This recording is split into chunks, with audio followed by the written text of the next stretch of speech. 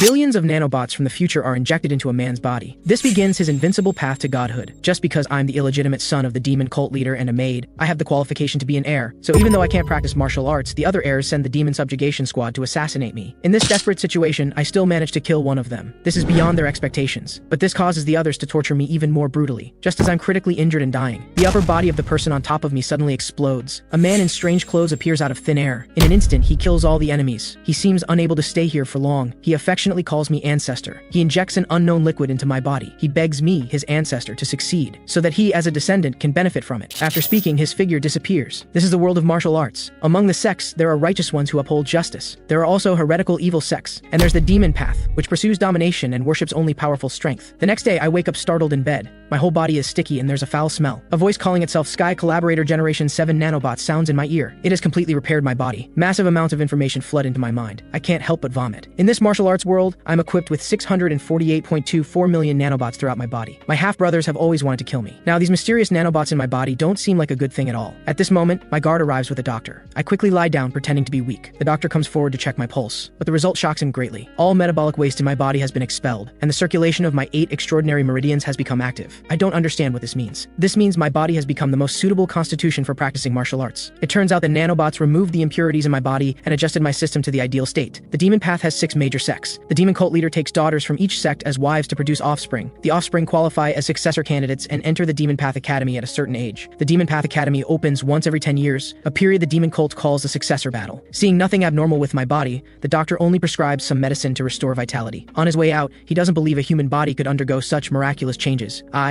who originally couldn't even learn martial arts, now am no less qualified than the other young masters of the 6 major sects. To achieve this level, he speculates the cult leader is secretly helping. I wash off the filth from my body. Then I ask the nanobots what level they can restore my body to. Stab wounds or internal organ damage from external impact to be repaired immediately. However, blood loss and severed body parts require cell division to recover, so they take longer. Although I don't understand, there's no harm in trying. I cut a wound on my hand, then a tingling sensation comes. Sure enough, the wound heals in an instant. Under the nanobot's reconstruction, my body becomes more robust, as if I've accumulated external martial arts training. The name Nano-Robot is really awkward to say, so I rename it Nano. Next, I go to the study to use Nano's other functions. I take out a book of knowledge. As my fingers keep flipping through it, Nano completes the scan. It asks whether to transfer to the user's brain. After I agree, a memory appears out of nowhere in my mind. I can immediately recite the book's knowledge backwards and forwards. And it's not just memorization, I actually understand the content. Nano also automatically corrects errors in the book before transferring it to me. Doesn't this mean I can master things faster than anyone? Those from the 6 major sects have learned various martial arts since childhood, but under their covenant and surveillance, I've only learned Taoist breathing techniques. The Demon Path Academy has the most martial arts books in the world. With this ability, I'm confident I can become stronger faster than anyone in the academy and survive. At this moment, Qian Mujium of the Demon Subjugation sect learns I'm not dead yet. He decides to kill me personally in the academy. Today is the academy entrance day. I'm so nervous I don't sleep all night. I'm thinking about secretly learning Garjang's short sword technique for self-defense. But before my mother died, she established a covenant that I couldn't learn martial arts before entering the academy. If I learn secretly, the 6 sects monitoring me definitely won't let it go. At this moment, Nano asks me if I want to scan Garjang's training movements. Can it actually scan someone else's movements and transfer them to my brain? Nano says its program contains various martial arts data and can transfer it to me now. But in the martial arts world, stealing someone's martial arts is taboo. There's no time to hesitate. At noon, I'll have to enter the academy alone. I tell Nano to scan for me. The scan takes about half an hour. Finally, all movements are scanned. Nano begins transferring to the user's brain. I feel what's in my mind. This is really outrageous.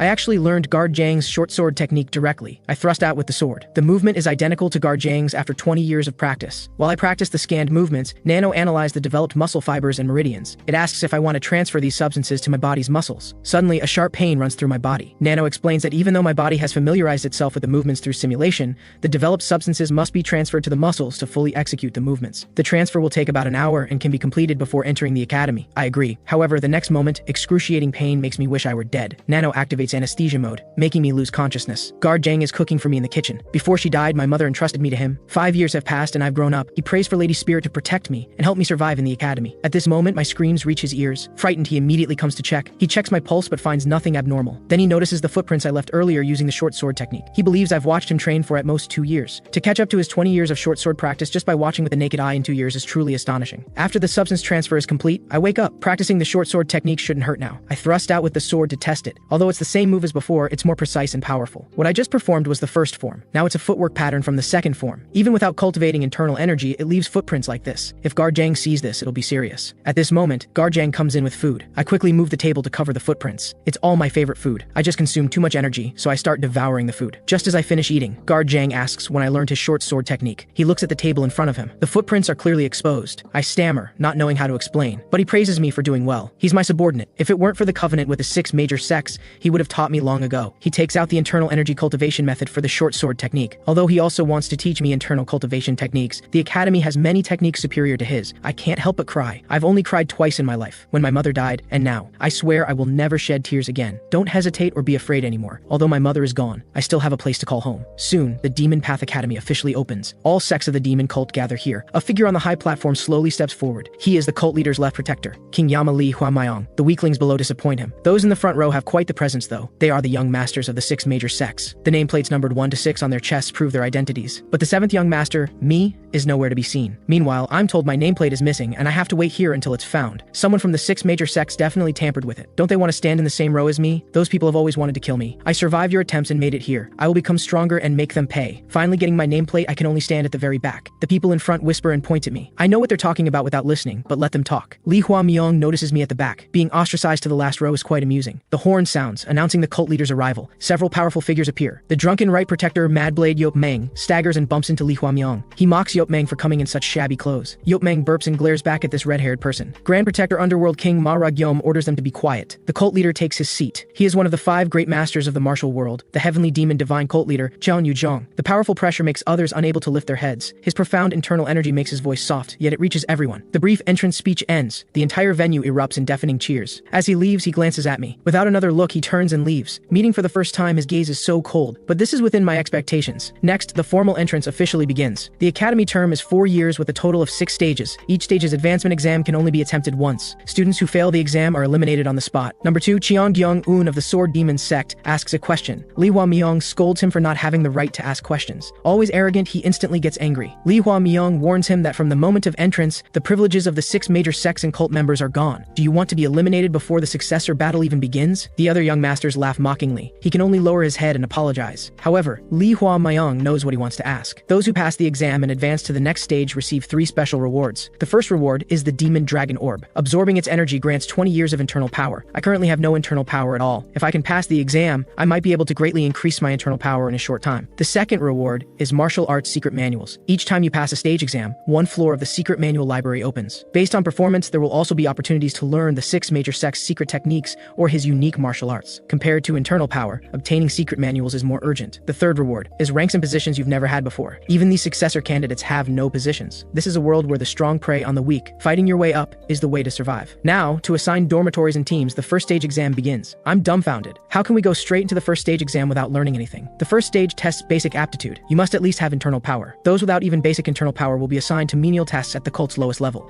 I understand. This is why the ladies of the 6 major sects made me swear not to learn internal power. If I can't pass the exam, I'll have the most lowly status in the cult. Then they'll definitely kill me openly. The heavenly demon divine cult's 5th elder demon sound sect master Hyang So Yu appears. She's in charge of the first stage exam. The next moment, everyone nervously covers their ears. However, with a minimum internal power, you can endure her music for 15 minutes. Anyone who doesn't faint from the music within 15 minutes passes the exam. As Hyang So Yu plucks the strings, the piercing music rapidly spreads. Even covering your ears, you can still hear it. Most of those from unknown sects in the middle have already collapsed. The successor candidates from the 6 major sects and young masters from upper tier sects are holding up fine. They've consumed many miraculous elixirs since childhood and already possess considerable internal power. But Hyang So Yu keeps increasing the speed of her playing. Even they are struggling now. Why is this? Hyang So Yu doesn't understand why either. Why haven't I collapsed yet? I don't know what's happening either. Half the people on the field are lying on the ground. At this moment, Nano explains. It detected intense high and low frequency sound waves that could seriously harm my body, so it activated emergency defense mode to block the sound waves. It temporarily shut down the body's sound sensing organs to block external impact. It directly transmits information to my brain instead. Hyang So Yu on the platform stares intently at me. I can't stop trembling. Li Huamayong notices the 5th elder's agitated playing. He heard I have no internal power at all, but now it seems otherwise. Since becoming the academy's director, This is the first time he's seen such an interesting first stage exam. Many people's ears are already bleeding. Shan Mujiam also notices something's wrong. He instantly thinks of me at the back. The other young masters are drawn by his frightened expression. They turn around and see me standing straight. How is this possible? Why is someone without internal power unharmed? There's only one possibility. He has internal power. I can see those people are angry. Nano begins analyzing their faces. These are the facial muscle states that appear when feeling absurd, surprised, annoyed, and angry. If I pass the exam unharmed like this, no one will believe me even if I say I have no internal power. I ask Nano if it can force internal injuries on me. Although possible, Nano doesn't recommend I deliberately harm my own body. It's fine. Make me suffer internal injuries and vomit blood when the performance is about to end. It's almost 15 minutes. That lowlife is persisting so calmly. Hyang So-yu's pride won't allow it to end like this. Let's see if you can withstand my performance infused with half my power. Sound waves at this level are unbearable for others. Li Huamyong hurriedly stops Hyang So-yu's performance. Only then does she come to her senses. Everyone except me has collapsed. Yup Mang knows if it continued any longer, everyone would be eliminated. The cult's fifth elder really made a spectacle of herself. Hyang So-yu blames all this on me, this low life. It's all because I violated the 6 major sects covenant and learned internal power. At this moment, Nano executes my earlier command. I start violently spewing blood. Others don't know what's happening now. Nano's execution of my command severely damaged my internal organs and caused maximum blood backflow. I almost think I'm going to die and can't help calling it crazy. Blood keeps gushing out. After all, I'm the cult leader's bloodline. If I die, it'll be troublesome. As the administrator, Li Huamyong is responsible. Nano will implement self-repair of organs and increase blood. I tell it not yet. Wait a bit longer. Nano issues a near-death warning. Li Huamyong checks what level my internal power is at to have persisted to this extent, but the result shocks him greatly. I actually have no internal power at all. This person passed the first stage exam purely through willpower. He has guards send me to the infirmary. I quickly tell Nano to heal me. Such powerful willpower. If it weren't because I'm illegitimate, Li Huamyong would want to take me as a disciple. Yup Mang learns I held on through willpower and becomes interested. Li Huamyong tells him to crawl back to whatever corner and drink his booze. Powerful killing intent radiates between the two. Yup Mang doesn't want to waste time with him and turns to leave. Today's kids really have no willpower. Collapsing from that level of sound waves, that illegitimate son is exactly to his liking. I lie on the infirmary bed. Dr. Bake has never seen a patient who vomited so much blood from just internal injuries. He reaches out to check my pulse. I secretly glance at him. Nano almost completely healed the internal injuries before I even reach the infirmary. Although it still hurts,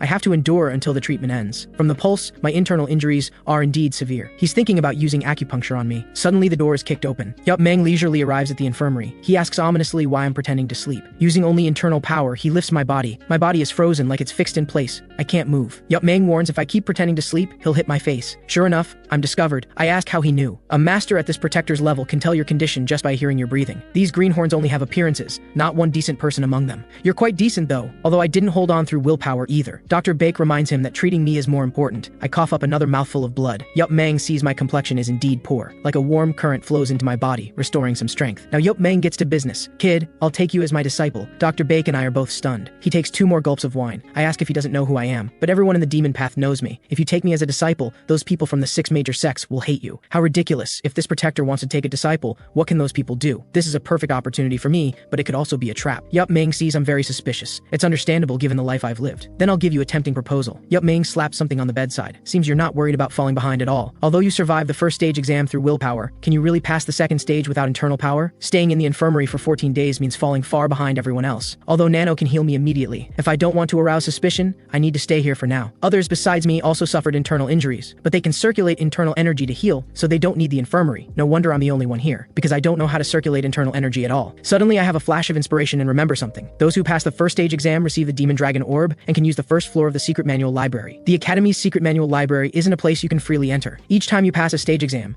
you can only use it once for 1 hour, and you can't copy inside. You must memorize everything. In 1 hour, you can memorize 2 books at most. But this is completely advantageous for me. With nano scanning ability, I can scan nearly 100 books in 1 hour. My starting point is different from the others. They basically all learn their sect's martial arts before entering the academy. To survive the threat of the 6 major sects, should I become the right protector's disciple? Is the paper at my bedside an internal cultivation technique? You guessed right. If you become this protector's disciple, I'll immediately start teaching you internal cultivation techniques. I shakily prop myself up from the bed. I heavily kneel on the ground. I will take the right protector as my master. Please accept this disciple's bow. Yup Mang lifts me up. He tells me the Qian family bloodline doesn't need to bow 3 times and kowtow 9 times to anyone except the cult leader. Before I come next time, memorize the internal cultivation technique first. I'm leaving now. Remember to take good care of my disciple. Dr. Bake and I watch Yup Mang's back, somewhat speechless. After Nano and now the right protector, special opportunities keep appearing around me. Mother, guard Jang. In the academy where enemies surround me. For the first time, someone stands on my side. Those who pass the first stage exam are all cultivating internal power at the Grand Training Ground. The academy's head instructor reports a total of 415 people passed the exam, about 200 fewer than the previous generation. As expected, Elder Hyang's musical technique was too excessive. Some eliminated people are dissatisfied. Then subdue all those who resist and expel them from the demon path. This is the fate of the weak. Among those who passed the first stage exam, many are quite capable. Elder Hyang's sound waves were infused with half her power, yet they were unaffected. This means they've cultivated at least 60 years years of internal power. This successor battle will be very interesting.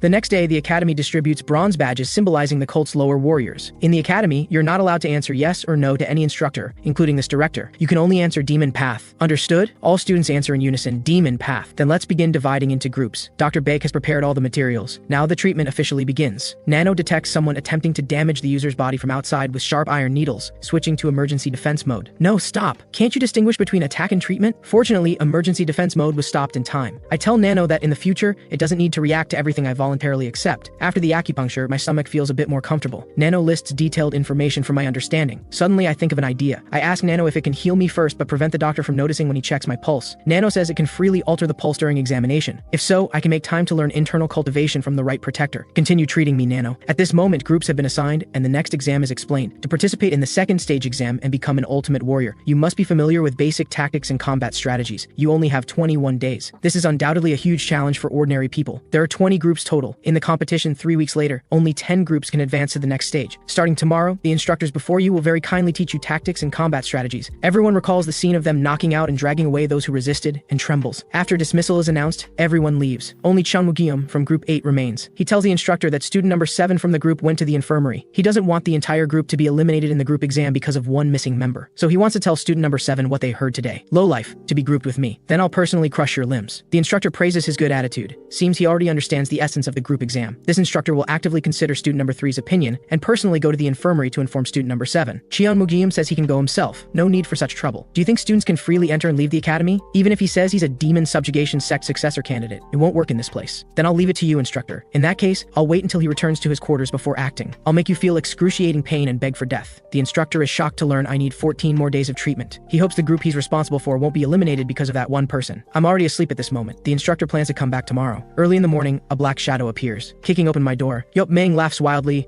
Your master has arrived. A deep whine burp follows. Won't you greet your master? I awkwardly greet my master. He asks if I memorized yesterday's internal cultivation technique. Good thing I had nano transferred ahead of time. Yup Meng was just being unreasonable to provoke me. He didn't expect I'd memorize it right after being seriously injured. I don't understand why he came so early in the morning. Yup Meng explains he only has 14 days to teach me. Once I return to the dormitory, it'll be hard for him to keep meeting me in the academy. At this time, security is lax and won't attract attention. After all, within the academy, learning martial arts from anyone other than instructors is forbidden. I thought he was unreasonable, but now it seems he's quite considerate of me. No time to waste. Let's start now. Quickly turn around and sit on the floor. Yup Meng also sits down. He places his hand on my back. He's actually going to directly infuse the cultivation technique's energy circulation method into my body. I've never heard of this method. That's a brilliant method created by your master's master. Remember to clench your teeth? If screaming attracts the guard warriors, this is over. Profound internal power flows into my body. Nano detects invisible energy entering the body through the user's gate of life acupoint. Beginning to query built-in data for analysis. Energy repeatedly circulating through specific acupoints is presumed to be Chi Y. I know Master is using powerful internal energy to forcibly open my blocked acupoints, but it's too painful. Master marvels, have I really practiced nothing? Then why can all 14 meridians circulate internal energy unobstructed? For practicing techniques, the muscles and meridians are also sufficient. Did the cult leader really intervene? Among the 7 ladies, the one he truly loves most is Lady Kwa. This person was born to her. Perhaps he secretly put in effort. With this qualification, 7 days is enough to generate internal power in the Dantian. At the same time, at the Academy student quarters, all groups are competing for the leader position. The poison demon sect's young master was actually defeated by someone from the mere upper-tier heaven-seeking sect. There's no status distinction here. A world where the strong prey on the weak. Since I won, I, Baek Ji, will be Group 12's leader. Master finally completes infusing the energy circulation method. This is the most suitable method for me, who knows nothing about internal power. The goal is to generate internal power in your Dantian within 7 days. Seeing Master's exhausted appearance,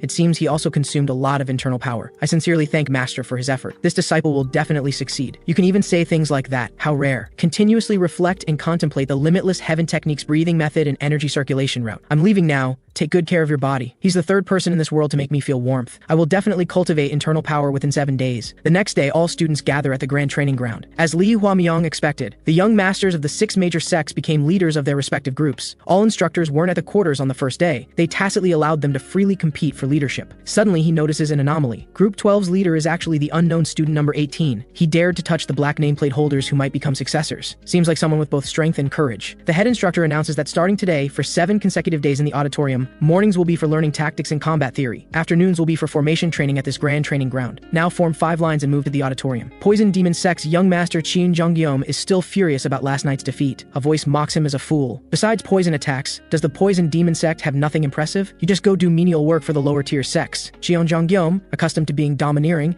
has never suffered such humiliation. That lowlife from heaven-seeking sect is called Baek Ji, right? You can enjoy playing leader all by yourself. I'll make you regret being in the same group as me. At night, Group 8 instructor Lim Pyong praises Qian Mujium for his excellent command during formation training. By the way, student number 7 needs to be hospitalized for 14 days, so this instructor needs to go give student number 7 today's lesson again. Qian Mujium kicks open the group dormitory. He doesn't believe that person needs to be hospitalized for 14 days. It's absolutely fake. He's definitely putting on an act. Just thinking about that damn bastard with lowly blood lying there comfortably makes him grit his teeth in anger. A lackey beside him quietly suggests a plan. It suits Qian Mujium perfectly. 4 days pass in a flash. The infirmary finally welcomes a new patient. A student from Group 8 was injured during real sword training with severe bleeding. This treatment ends quickly. Although the meridians weren't injured, the wound is deep. Only 3 days of hospitalization are needed. Damn it, why do my group members keep having problems? Seems an accident report is unavoidable. At night, the injured student quietly gets up. He picks up Dr. Baek's scalpel. First, I'll make sure you can't walk. I'm forced to do this. Don, blame me. However, the next second, violent electric current surges through the man's body. He quickly loses consciousness, just as I expected. When the man opens his eyes again, he's already tied up. A hand pulls aside the curtain. It's me, Baldy. He heard I suffered very serious internal injuries, but why do I look unharmed now? I hold up a mirror to show him his bald head. Only then does he realize he can't feel his hair moving at all anymore. He rolls and struggles on the bed in agony. I punch him in the face. I stuff his mouth. Your mouth is stuffed. What are you still mumbling about? How do you think I've survived to this age? I encounter assassins full of killing intent like you from time to time. Since you plan to joke around with this, you should know how painful getting stabbed is, right? Hurry up and tell me who ordered you to do this. I pull the cloth from his mouth, but he says he doesn't know what I'm talking about. He knows I can't possibly kill him in the infirmary. In the academy, except during training or formal duels, you absolutely cannot harm others. What can you do to me? Then let's see if you'll talk. I stuff the cloth back in his mouth. I pick up Dr. Baek's surgical tools.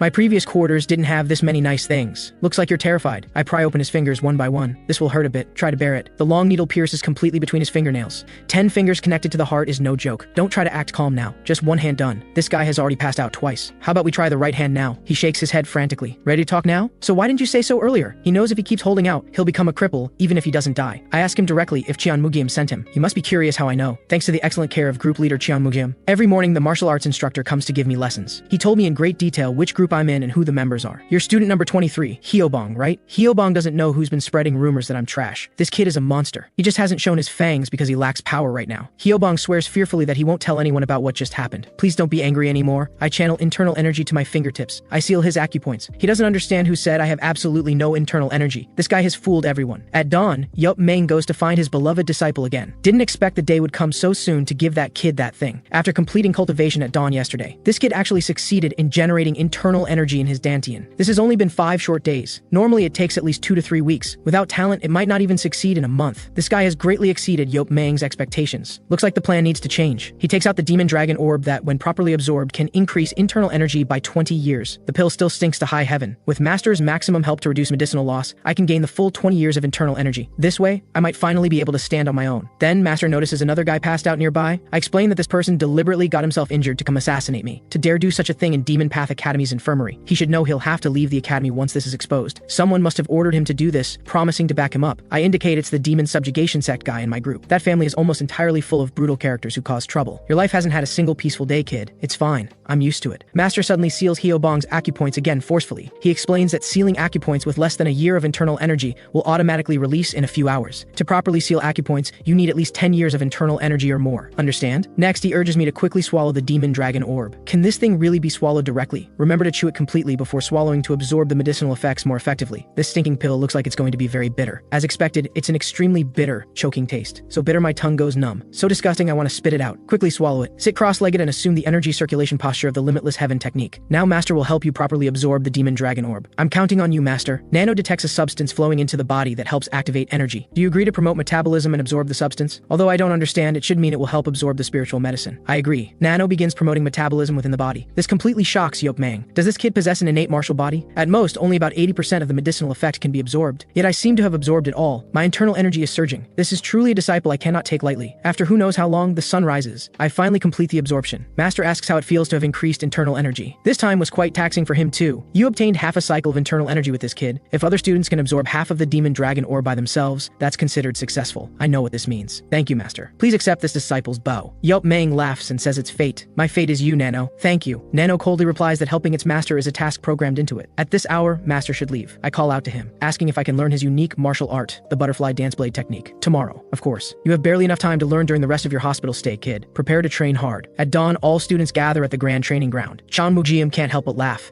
Thanks to your plan, Jia Yeon. That lowborn wretch should have his meridian severed by now, wriggling like a worm. I'm itching all over, wanting to tear the face off that guy crawling on the ground. Dr. Bake at the infirmary is already bursting with laughter. How did you lose all your hair overnight? Ha ha ha. Because of that guy next to him, he can't get angry. Dr. Bake wipes his tears while pulling the curtain for him. Then he notices me maintaining silence. He knows something definitely happened last night. However, the chief physician of Demon Path Academy only needs to focus on treating illness and cannot question anything else. 2 days later, Hyobong returns to Group 8's quarters. Cheon Mugium finds it strange. Shouldn't you have been kicked out? Hyobong explains that my internal injuries were too severe. The doctor was treating me at all hours of the night. The doctor doesn't sleep at night? You're not making excuses right now, are you? Following your orders, I moved at dawn. But the doctor was awake too. Cheon Mugium flies into a rage. How sharp could a doctor's ears possibly be? You damn fool! Can't you even do this properly? Jahyun asks the young master to wait. He asks Hyobong if he knows the doctor's name. I heard it's Baek Jong Myung. Jahyun remembers this name. He should be the disciple of medical demon Baek Jong Woo, the one who came from Poison Demon sect but aspired to medicine and became the cult leader's chief physician. Though a doctor, his martial arts cultivation ranks within the top 30 in Demon Path Academy. Since he's that person's disciple, his martial arts must be exceptional. Damn it, sending this kid was a waste of effort then. You damn fool. Don't expect me to support your sect. It was Cheon Mugium who initially sought out Hyobong to do this. He promised that no matter what, even if he got kicked out, he would unconditionally support that weak sect. If Cheon Mugium had kept his promise, he had planned to tell everything truthfully. Keep throwing your tantrum. When that guy arrives, let's see if you can still be so arrogant. Cheon Mugium rips off Hyobong's headband, looking at himself in the reflection. Another brutal beating follows. Though others find him unpleasant, they're helpless because of his Cheon family bloodline. Tired from beating him, Cheon Mugium leaves Hyobong lying on the ground like a beaten dog. He sobs while cursing both Cheon Mugium and me to die. At this moment, I ask Dr. Baek if he knows martial arts or anything, but he doesn't at all. He only studied medicine. In the blink of an eye, it's Mao hour 7 days later. I practice the butterfly shadow footwork with proper form. Master is even more convinced I'm a 1 in 10,000 genius. He only showed me the butterfly shadow footwork a few times and slightly corrected my posture. Didn't expect I could actually achieve proper posture and natural movements. Thanks to nano-scanning Master's posture for me, I can reproduce it perfectly. But if I did that from the start, it would make him suspicious. So I need to slow down a bit. The butterfly dance blade technique has 24 forms. 3 forms make up one move. Building the foundation took a lot of time, so he didn't get to teach me how to connect them. 7 days is really too short, alright? You've practiced. Well, here are the moves of the butterfly dance blade technique and the method of applying internal energy. Though Master wants to teach you personally, today is the last day. With your intelligence and comprehension, you should be able to grasp the basics. I'll check next time we meet. Don't slack off. Practice well. Thank you, Master. This disciple will not disappoint your expectations. This is Master's wild dance blade. Take a look at it. An ordinary blade weighs about 2 to 3 jin. Our sect's treasured wild dance blade weighs less than 1.5 jin. Is it because of the butterfly dance blade technique? Truly exceptionally clever. Master slashes at the bed leg with one strike. It really is sharp. Though the blade is light, it was forged over a full season. It's called a treasured blade precisely because it's so sharp and resilient. Haven't you always been curious? Let me show you. Watch carefully. This is Master's butterfly dance blade technique. I call out to Nano, get ready to scan. Finished, Yop Meng leaves leisurely. The Grand Guardian tells Li Huamyong it was hard work pretending not to know about this during this time. Considering whose orders they were, how would I dare not obey? The infirmary should restore its original guard warriors now. But right now, Li Huamyong still doesn't understand. What's the reason for taking such care of the 7th young master? Because that's what's fair. Is it because both palms and backs of hands are flesh? The Grand Guardian reminds him not to question the master. Truly worthy of being the wind god, he vanished in an instant, without a trace. That said, after only 14 days, will it really become fair? Dr. Bake looks at me, a bit puzzled. Usually at this hour I'm already up. Why am I still sleeping today? That's right. After all, this is the last time to relax and rest. Sleep as much as possible. Nano has converted muscle fiber quality to 80% and meridian conversion to 75% from when Yop Meng used the butterfly dance blade technique. Estimated time to completion is half an hour. Half an hour later, Dr. Bake is startled awake by me. He hurries to check what happened. At this moment, I'm trembling all over, vomiting uncontrollably. He quickly checks my pulse. What's going on? How could someone sleeping quietly have a pulse like this? The pulse is beating madly, as if overdrawing the body. Nano begins stabilizing the body, the adverse reaction within the body during conversion and transfer. Dr. Bake is baffled. How did the condition suddenly stabilize again? Master never mentioned this situation. Just let him sleep. Better to eat lunch first. After who knows how long, I wake up. My grip strength is completely different from 3 hours ago. I think I know now how arduously Master trained himself. If he knew I obtained this level of physical condition in just 3 hours, he'd probably pass out. Master can create such powerful wind pressure with moves alone, even without using internal energy. Nano has also completed the scan. Thank you, Master, for teaching me everything. Returning to Demon Path Academy will be hard from now on. Don't lose. Looks like there's at least one person in this academy who worries about me. At this moment, Nano has completed analysis of the scanned movements. Completing the conversion is estimated to take 3 hours. This is also the reason for everything that just happened. It feels completely different. Just practiced one move of the butterfly dance blade technique, exactly like Master's. Next is the second move. Then I keenly sense something unusual. Someone is walking toward here in the corridor. Could it be that with the body's conversion, my senses have also become more acute? Great. Preparations are complete now. The person in the corridor walks in. So the movement I sensed was Dr. Bake. I put on my name badge. Dr. Bake laments that there were no patients to begin with, and now even I'm leaving. What will he do with his boredom? Don't worry. There will be many soon. I've troubled you during this time. If the doctor hadn't turned a blind eye to me learning martial arts from the right guardian, it would have been very inconvenient the whole time in the infirmary. I won't forget all the care you've given me. The patients the doctor wants, I'll definitely send them to you. My body recovered. I resumed training. The martial arts instructor gives me my equipment and tells me to rejoin. Shin watches me with disdain, mocking me for being so scared I trembled, so I'm only coming now? You filthy— He doesn't finish the sentence because I completely ignore him. Don't get excited too early, Shin Mugium. I'll have a proper match with you soon. Real sword combat training begins now. If another accident happens, the instructor will use full force to expel people from Demon Path Valley. Though Shin Mugium is arrogant and brutal in character, he indeed has the bearing of a successor candidate. To prevent me from making mistakes, the instructor places me in the position requiring the least movement. But I'm different from what he imagined. I can actually keep up well. The instructor orders to maintain formation and posture. A quarter hour later, some people are already starting to struggle. The instructor finds it strange that the guys who trained before are like this. Why am I, who laid in the infirmary for so long, still perfectly fine? He orders a formation change. Shin Mugium commands with all his effort, forming a semicircle as if surrounding an enemy. Advance half a step, take big steps. I can completely keep up with the command rhythm. Shin Mugium is annoyed. Why don't I make mistakes? He can't tolerate me with my tainted bloodline doing well. He quietly calls his lackey Ja Hyun, orders him to do as instructed during the third formation. A quarter hour later, formation changes again. Construct shields. Thanks to Nano inputting simulation videos for me, I handle it easily. Shield formation constructed. Real swords to be inserted between shields. Ja Hyun quietly sizes me up from behind. The buttocks are clearly visible. Tainted bloodline should be crawling on the ground, but I twist lightly, dodging his foot. I glare back at him. He didn't expect me to actually notice. Things have come to this. Can only kick with full force.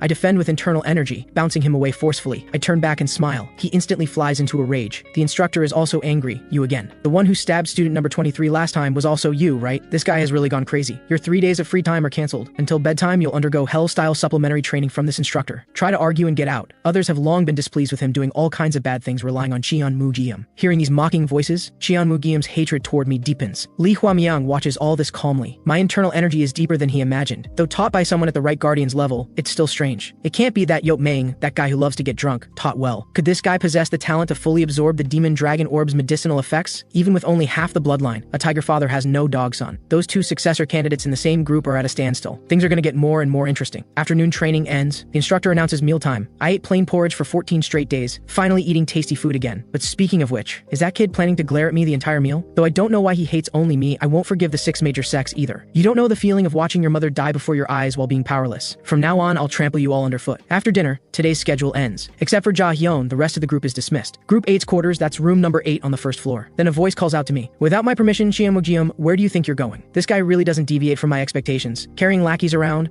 wanting to be the master wherever you go. Everyone's attention is drawn to Shin Mugium. Demon Sound Sect successor candidate Shin Won Ryo is no exception. Shin Mugium sees many people gathered. Time to begin. He steps forward, insulting me as a guy with tainted bloodline. Did you have a good time hiding in the infirmary like a coward? What, are you angry, tainted bloodline? I counter by asking if he's insulting the cult leader. He's momentarily stunned, not understanding what I mean. You say I have tainted bloodline. Isn't that insulting the cult leader? To insult our cult's cult leader whose position is high as heaven. Is your position higher than heaven? These words cause onlookers to discuss among themselves. He originally wanted to despise and crush me in front of everyone. Didn't expect to be outmaneuvered by me instead. Shin Won Ryo mocks. Demon subjugation sect guys are truly stupid. The sword demon sect successor candidate shares the same view. To actually get angry with such a lowborn wretch. Shin Mugium can't hold back anymore. I'll tear that arrogant mouth off your face. I slam a punch hard into his face. Shin Mugium is caught off guard and falls to his knees. I imitate his coughing and ask what he wants to say. You lowborn wretch, how dare you? Shin Mugium shoots out violently, striking with demon subjugation empty fist, but I dodge by moving aside. I stabilize and land to the side, then immediately fly outward. How does that lowborn wretch know lightness skill? Shin Mugium orders his lackeys to quickly catch that guy, to dare attack me first and then run away. If I let you go like this, I'm not human. I use my lightness skill speed, neither fast nor slow, maintaining just enough distance not to be caught while fleeing. Shin Mugium catches up, angrily scolding his lackeys for dawdling. Get out of my way, slowpokes. I'll catch you, stomp your face and crush you to pieces. I run for a while, maintaining the same speed as Shin Mugium, stopping at about the right time. Damn guy. Not running anymore? Run? How ridiculous. There's no need for that yet. Shin Mugium is caught off guard taking this strike. Using 70% of his power to defend, he's still pushed back. Only then does he understand my power is considerable. But how does this kid know this kind of martial art? During the first stage exam, he had no internal energy at all. What's going on now? Good. Just as I expected. Panicked and frightened. Then let's press the advantage. Butterfly dance blade technique, second move, return origin butterfly alert. Contrary to my expectations, he actually dodged it. Shin Mugium begins gathering power. A heavy punch lands on me. Demon subjugation empty fist, second move striking force. Another elbow strikes toward me. This makes me understand my internal energy is still slightly inferior compared to his. Seems that kid had higher internal energy than ordinary students before entering the academy. And now he's also taken the demon dragon orb. His internal energy should have greatly increased. Can't give him a chance to counterattack. Must attack continuously. I use butterfly shadow footwork to flash to his side. Others can only see some after images. But this strike misses. Cheon-Mu-Jeom quickly counterattacks with his knee. He sees that although my moves flow like water, I completely don't know how to respond to an opponent's attacks. Though not qualified to use the technique properly, it indeed intimidated him. Indeed, it's obvious it was rushed. Cheon-Mu-Jeom mocks me for being all show and no substance. I only learned 2 blade moves, and my combat experience is insufficient. He noticed it all. I underestimated Cheon-Mu-Jeom too much. Didn't expect the difference in combat experience to be so vast. Cheon-Mu-Jeom plans to first trample and torment me, then slowly interrogate how I trained in martial arts. Nano senses external threats. To respond to threats, activating eye-opening on user's visual information, augmented reality. Activating action instruction defense mode through combat guidance. The next second, I actually dodge. A charging strike. A heavy fist slams down on Cheon-Mu-Jeom. Even I'm stunned. What I just used isn't blade technique at all. What is this exactly? Nano casually provided guidance using boxing, one of the self-defense martial arts built into the program, meaning analyzing the opponent's actions and producing results within 0.01 seconds. Though I don't quite understand, can it use butterfly dance blade technique instead of boxing? Analysis and transfer complete. Guidance available. Do you agree? I agree. Filthy wretch who learned boxing won't have that much luck now. Nano receives action instruction, replacing defense mode from boxing to butterfly dance blade technique. I can see clearly where and how he'll attack. I easily dodge Cheon-Mu-Jeom's fist. Now it's my turn to counterattack. Using palm as blade, I strike hard at Cheon-Mu-Jeom's body. He recalls painful memories from the past. Mu-Jeom, as long as you work hard enough, your father will put his attention back on me and stop caring about that filthy wench.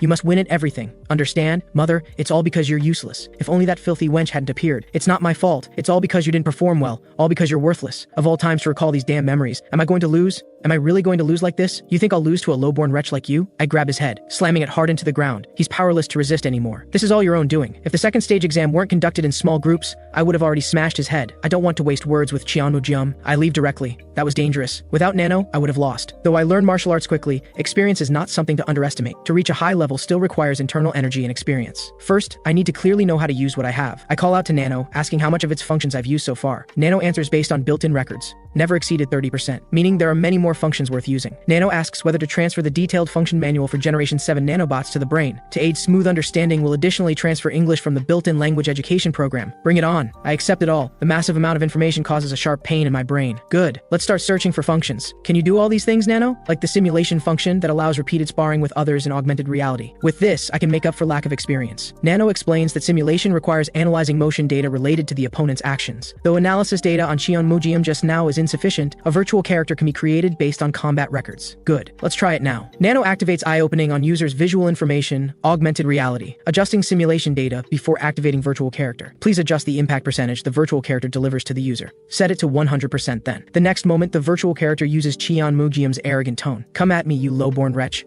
Why did it simulate his disgusting manner too? Since it's a virtual character, I'll definitely smash his head. Virtual Cheon-Mu-Jeom launches an attack. Demon Subjugation Empty Fist, 5th move. Demon Subjugation Force Training. It actually perfectly reproduced the move from earlier. I dodged this strike. Handblade strikes down with full force, but it's still dodged. Cheon-Mu-Jeom mocks. You think attacking so recklessly will work? I'm sent flying by his punch. Nano uses internal nanobots to reproduce the same impact intensity based on the pain data I just experienced. Do you wish to readjust impact intensity? I'm somewhat annoyed. Answer, forget it. Just continue like this. Low-born wretch. Come at me. Damn guy. Always so annoying. You're just a virtual character. After who knows how long. I lie on the ground exhausted. Nano tells me it's high hour now. Fought 15 times. Only won the last one. The first duel I lost in just 5 seconds. If the virtual character is at this level fighting the real Cheon-Mu-Jeom, I'd probably lose badly. Nano's data shows my frequency of flexibly using motion variations and butterfly dance blade technique during repeated sparring is increasing. But what's the use? That kid used only 3 moves back and forth, yet I only beat him once. Just wait and see. Within 7 days, I'll easily defeat Cheon-Mu-Jeom's virtual character. I return to the quarters. Others deliberately avoid me. Just defeated one successor candidate, and they automatically make way for me. Hyobong suddenly approaches enthusiastically to greet me, ingratiatingly tells me where the bed is. Others don't understand why he's acting like that. I also notice his attitude has changed from before. Could he want to get something from me? Hyobong understands he's been abandoned by Cheon-Mu-Jeom. There's no way out anymore. Either way, it's death. Might as well fight desperately. I, student number 23, Hyobong, wish to serve young master Cheon, Gyung-un, and pledge my service. Others unanimously think Hyobong has gone crazy to actually pledge loyalty to the powerless 7th young master. I'm momentarily puzzled too. Hyobong deeply regrets previous incidents. Please allow me to become your subordinate and serve you loyally. Become a subordinate to me who has never easily trusted others since childhood. Unlike guard Jang appointed by the cult leader, someone actually volunteers to be my subordinate. Time to start building my own forces. I nod in acknowledgement. Hyobong is instantly overjoyed, swears to be loyal to me unto death. At this moment, a sharp voice rings out.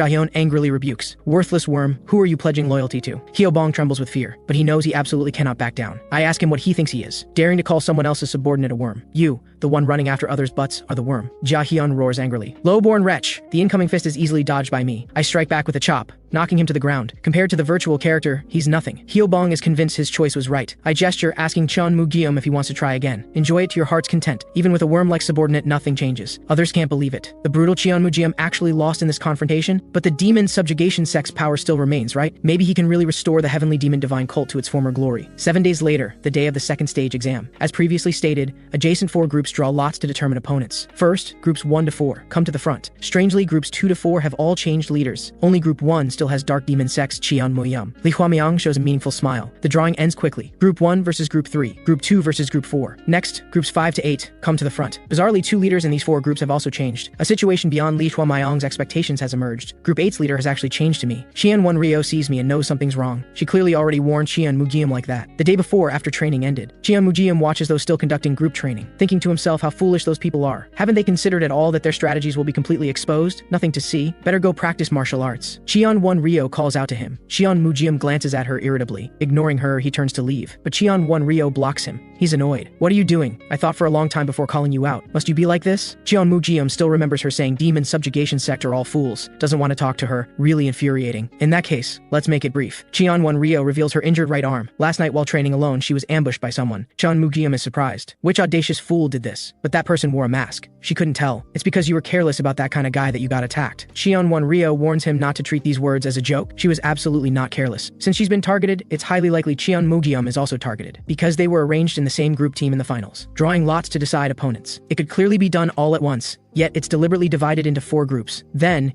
each group can guess in advance who their opponent is. So the information was deliberately made public before the competition to induce some people to target opposing group leaders, right? Exactly. Without a leader, formations become hard to maintain. Anyway, the exam is tomorrow. Absolutely cannot be careless. Don't do dangerous things like training alone. Cheon Won-ryo doesn't want to hear that a successor candidate didn't even pass the second stage exam. That would be too shameful. Cheon Mu-gyeom didn't expect the weakest among them would give him advice, truly overestimating herself. But those words can't be dismissed. Should I bring Jahyun along to practice? That night at high hour, I swore confidently that within 7 days I'd easily beat virtual Cheon Mu-gyeom. But Nano indicates the current win rate is only above 60%. However, over these 7 days, my strength has greatly improved. Nano estimates the goal can be achieved in a few more days. Time to head back to the dormitory. But halfway, I hear fighting sounds. Who's over there? Too dark to see clearly. Looks like another person is down on the ground. I call out to Nano to activate night vision mode. One of them is Cheon Mu-gyeom. Looks like he's being attacked by that masked person. The masked person's sword is incredibly swift. Cheon Mu-gyeom is completely at a disadvantage. To actually suppress him to this extent, the masked guy's skills are truly extraordinary. Though I don't want to help Cheon Mu-gyeom, but can't be without a group leader before the group exam. The masked person reacts quickly, dodging my sneak attack. I immediately continue with punches. Still dodged. Seems to be a master of unpredictable strength. The masked person sees the situation is bad, quickly leaves the scene. Cheon Mu-gyeom didn't expect he'd fall to the point of needing my help. I bring the 2 back to the quarters, telling others to quickly treat the injured. Hyobong is somewhat worried. I'm not injured, am I? Nano scans the injured area, finding a 4 cm long, 2 mm deep sword wound on the head. After stopping the bleeding and disinfecting,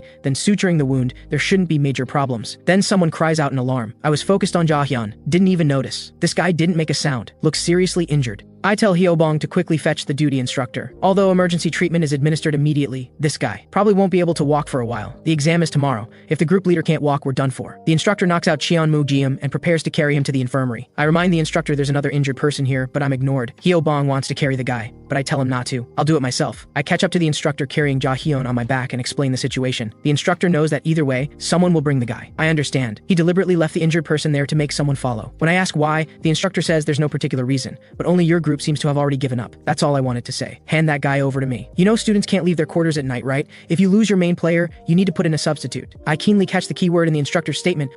Did this only happen to our group? The second stage exam clearly has a hidden meaning. Targeting the most important person, the group leader, must be to easily defeat the opposing group in tomorrow's exam. I understand now. The reason for drawing lots for battle groups in advance was to create a situation where only schemes and tricks could be used. This is the heavenly demon divine cult. There's no need to stick to rules. Let's act like true demon path practitioners. Back at the quarters, I asked the other group members how long they plan to stay dejected, just because the leader was attacked. But only Cheon Mu-gyeom has received command training and battlefield leadership experience. Who else can replace the leader? At this moment, Hyobong raises his head. He asks them why they think there isn't anyone. Isn't my lord, young master Cheon Yo-un, right here? The scene falls silent for a moment. Everyone looks at each other. The neutral faction students are the first to express their agreement. After all, my presence is no weaker than Cheon Mugyum's. Cheon Mugyum's followers have no other choice but to agree as well. Does everyone agree to me being the leader? Good. During formation training, I thought of a tactic. That night at yin hour, a figure rises in Group 8's quarters. He quietly leaves the dormitory. I call on Nano to activate night vision mode. Time to continue the operation. I return to Group 7's quarters, having been here countless times throughout the night. Nano scans the interior of Room 7. This time, they're all finally in deep sleep.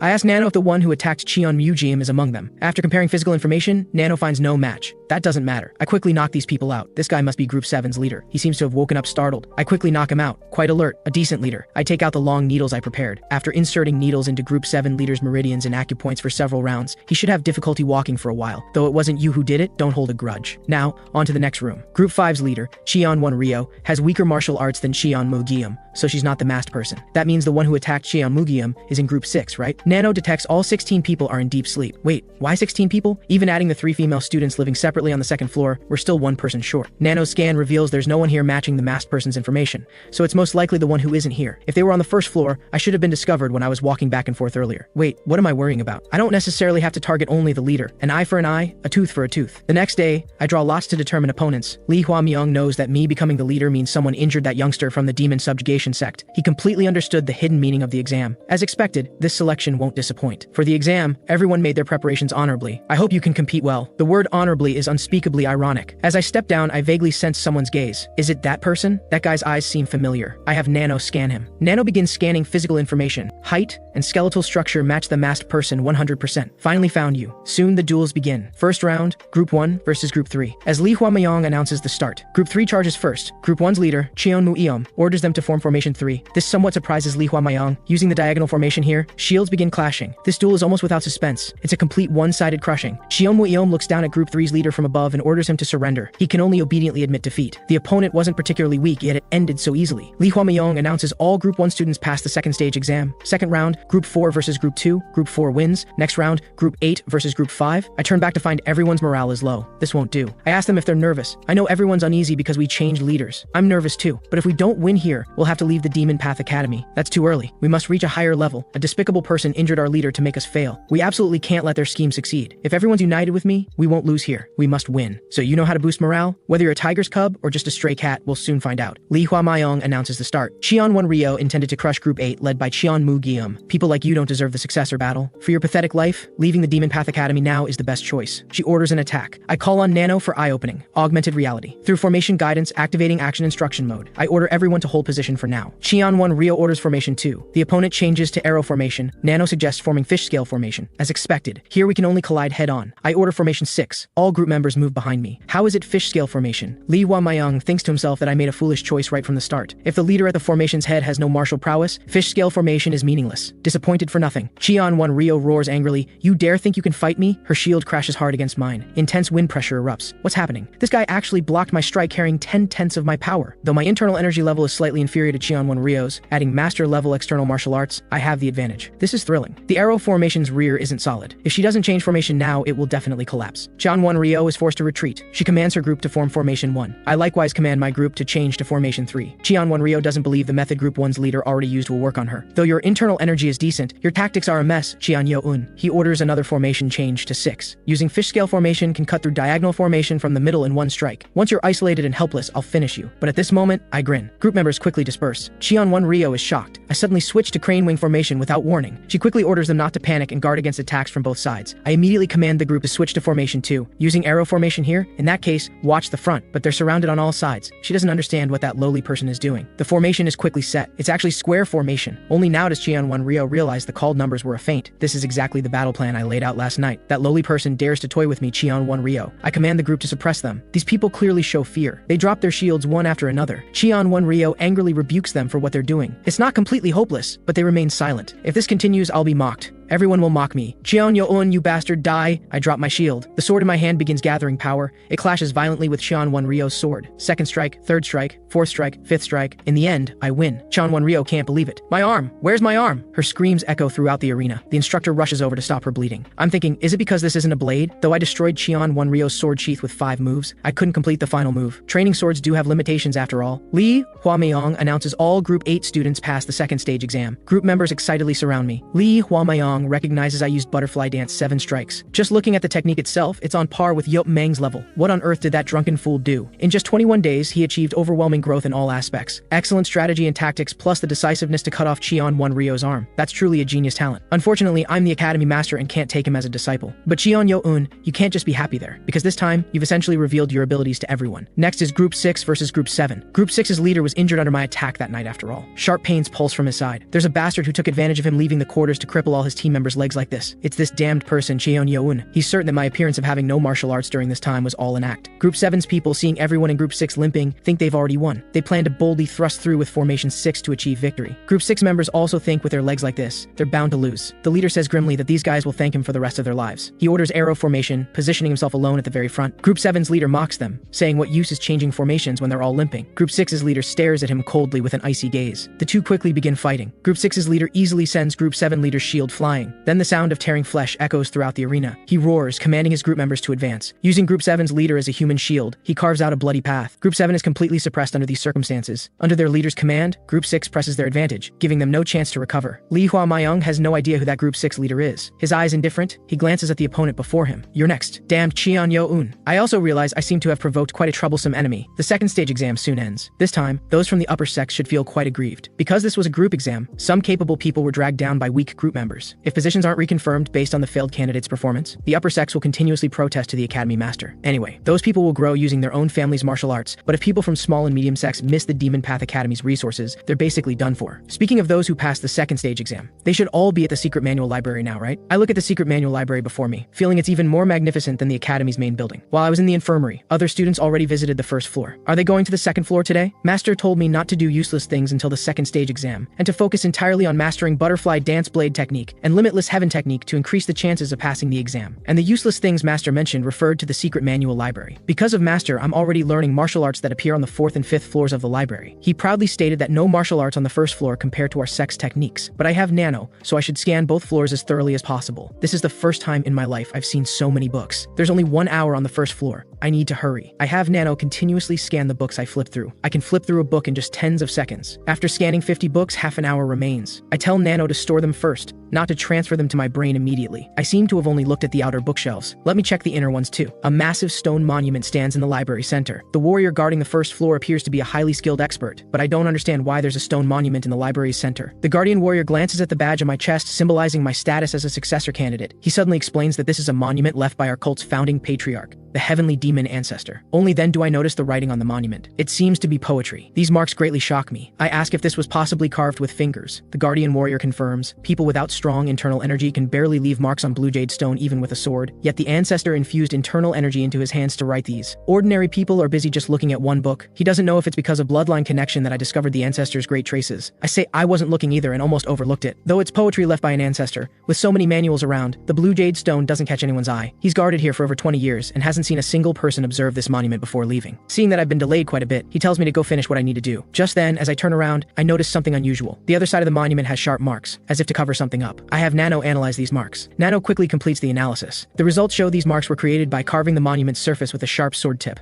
I wonder who did such a shocking thing to the ancestor's monument. Analyzing the groove depth, Nano concludes the marks were left by 2 people. It's completely invisible to the naked eye alone. I have Nano show me the scanned sword marks using 3-dimensional augmented reality. From the holographic projection, the force of each sword mark and the angle of cuts and thrusts are vastly different. The original sword marks are scratched into chaos. Could it be to cover the original marks? I have Nano keep only the first carved marks and erase all the other sword marks. The original sword marks are quickly distinguished. My pupils suddenly constrict. This really isn't just simple sword marks, but sword techniques composed of countless moves. I can't tell what technique this is at all. I really lack comprehension. I ask Nano if it can analyze these sword marks and display the sword technique through holographic images. Nano states that to measure the force that left the sword marks, it needs to know the blue jade stone's hardness. At this moment, the guardian warrior asks, puzzled why I haven't gone to look at books yet. The back of this monument is chaotic. Legend says that in the past, there was swordsmanship containing the heavenly demon ancestor's insights here. No one knows who damaged the back like this. Perhaps to monopolize the ancestor's insights. Hearing his words, I wonder if these marks are really just simple damage. The guardian warrior says he needs to patrol, and tells me to look around casually and then leave. The opportunity finally comes. Nano tells me to place my entire palm against the monument to analyze the blue jade stone's hardness. A stinging sensation comes from my palm. Using diamond hardness as standard, Nano determines the blue jade stone's hardness is 7, and based on the hardness, it analyzes and combines the sword marks. It displays vivid movements through holographic images. The figure and I face each other. Just as I'm about to ask who he is, Nano indicates two-way dialogue function is not supported. Now displaying the sword marks. I marvel at what incredibly powerful force this is. The golden figure recreates the past sword marks at an incredible speed. My voice trembling, I ask Nano if this is one move. Nano analyzes that all the movements are connected. Based on the martial arts master has learned, it is indeed one move. How is this possible? The butterfly dance blade technique manual consists of 8 forms. Even master took half a year to master it. It's extremely complex. This is an unparalleled ultimate technique. It can't be defeated. Originally, I didn't have high expectations for the first floor library. I didn't expect such an opportunity. I urgently tell Nano to play again from after that technique. Though I don't know who was so malicious, thanks to that person, I obtained this sword technique. I should thank them. After analyzing the chaotic sword marks erased in the holographic image, Nano discovers 45 sword techniques composed of connected movements. My departing steps immediately halt. It wasn't deliberately to cover up, but they're all sword techniques. I urgently have Nano display the 45 sword techniques in sequence through holographic images. This is the first move, second move, third move, 20th move, 30th move. I'm shocked to discover these techniques are gradually approaching perfection. After Nano ends the holographic images, I'm already dripping with sweat just from watching on the side. I ask Nano if it can have the initially stored sword technique and the 45 techniques just now compete through holographic images. A moment later, 3 figures face each other. The next moment, Nano activates the holographic images in duel mode. 2 incredibly powerful figures begin dueling. I concentrate intently on observing every move they execute. In the end, the later green figure wins. The first move, which just seemed flawless, is broken through by a subtle difference in one form. This isn't simply to erase traces of the previous technique. The 45 sword marks are a long research process to break through the ultimate technique. I respectfully ask the Guardian Warrior if only the first floor has blue jade stone. He heard that every floor has it. Good. I can't wait to go to the second floor. All students are still on the second floor. Because the second floor's viewing time is half an hour longer than the first floor's. I notice that Ryu-chan from the 6 major sects sword demon sect is actually here. Other successor candidates trust their own sect's martial arts too much and don't come here. I think to myself, I need to be especially careful of this person. I tiptoe toward the center of the second floor library. As expected, there's also a monument here. I have Nano analyze the sword marks here as it did on the first floor. Nano detects that the initially carved sword marks are a sword technique composed of 24 forms. Adding the sword marks others left afterward, there are 56 techniques total. It seems more research was done compared to the first floor to break through the initially carved technique. Though I want to confirm immediately, it's impossible under everyone's watchful eyes. I have Nano extract and store all the sword techniques. To think I obtained 4 ultimate techniques just like that. I really look forward to transferring them to my brain and body. Students concentrating on viewing manuals are all disturbed by strange sounds. I carelessly flip through each book and put it down. Even sitting still, they might not be able to memorize them. Only half an hour left. No time to care about that person. Focus quickly. I close another book. Nano indicates scanning complete. Ryu-chan of the Sword Demon Sect watches this scene. He smiles inexplicably. So far, 156 books have been scanned. Next is the Experience Master greatly emphasized. Using Nano's augmented reality ability, if it's as I think, I can accumulate even more diverse combat experience. I heard after the second stage exam ends, personal training rooms will be fully opened. I can't wait to go transfer the ultimate martial techniques. At this moment, a figure quickly blocks my path. This guy is Group 6's leader, right? I ask him what he wants with me. He asks darkly if I'm playing dumb. You think I can't guess? The one who injured all my group members' legs is you. Seeing his murderous appearance, he seems to plan to fight me here. I ask provocatively, who told you to leave? He calmly replies, thanks to whom? Unlike a certain someone, he doesn't fall for provocation. This guy isn't weak. I need to deal with him properly. A voice greets in this direction, but this guy and I are confronting each other, completely ignoring it. The person sighs, really not taking me seriously. With a flash step, he arrives at the confrontation center. This guy is Ryu-chan of the Sword Demon Sect. He praises cheerfully that leaders who pass the second stage exam are indeed different. He tells Group 6's leader that he's been waiting a long time and requests to let me go to him first. After speaking, he even cups his fists in salute. Group 6's leader didn't expect a successor candidate to bow to another student, but he's also been looking for me all day. He tells Ryu-chan to get lost. Ryu-chan ponders what to do then, since he specifically waited so long because he wanted to see me. Group 6's leader feels he's being looked down upon. His attack instantly falls. Ryu-chan quickly counterattacks. He completes a reversal in just an instant. How about that? He broke through a technique he saw for the first time using only the simplest movement. Is that guy's strength really that formidable? Group 6's leader didn't expect to be subdued by someone who hadn't even set his stance properly. Ryu-chan, seeing him losing balance somewhat, suspects he's injured around the ribs. Group 6's leader knows this guy is definitely beyond student level. Ryu-chan pats his shoulder, telling him to just wait a moment. He says nothing and turns to leave. What does this guy want with me? Is he planning to strike first? In any case, I can't deal with him relying on my own abilities alone. I have Nano activate augmented reality eye-opening, combat guidance mode set to butterfly dance blade technique. Ryu-chan asks me amiably why I'm so guarded. Though from your position, it's natural. But don't be too paranoid either. For the first meeting between half-brothers, I'm pleased to meet you, brother. The word brother is too unfamiliar to me. I'm annoyed. Is this guy toying with me now?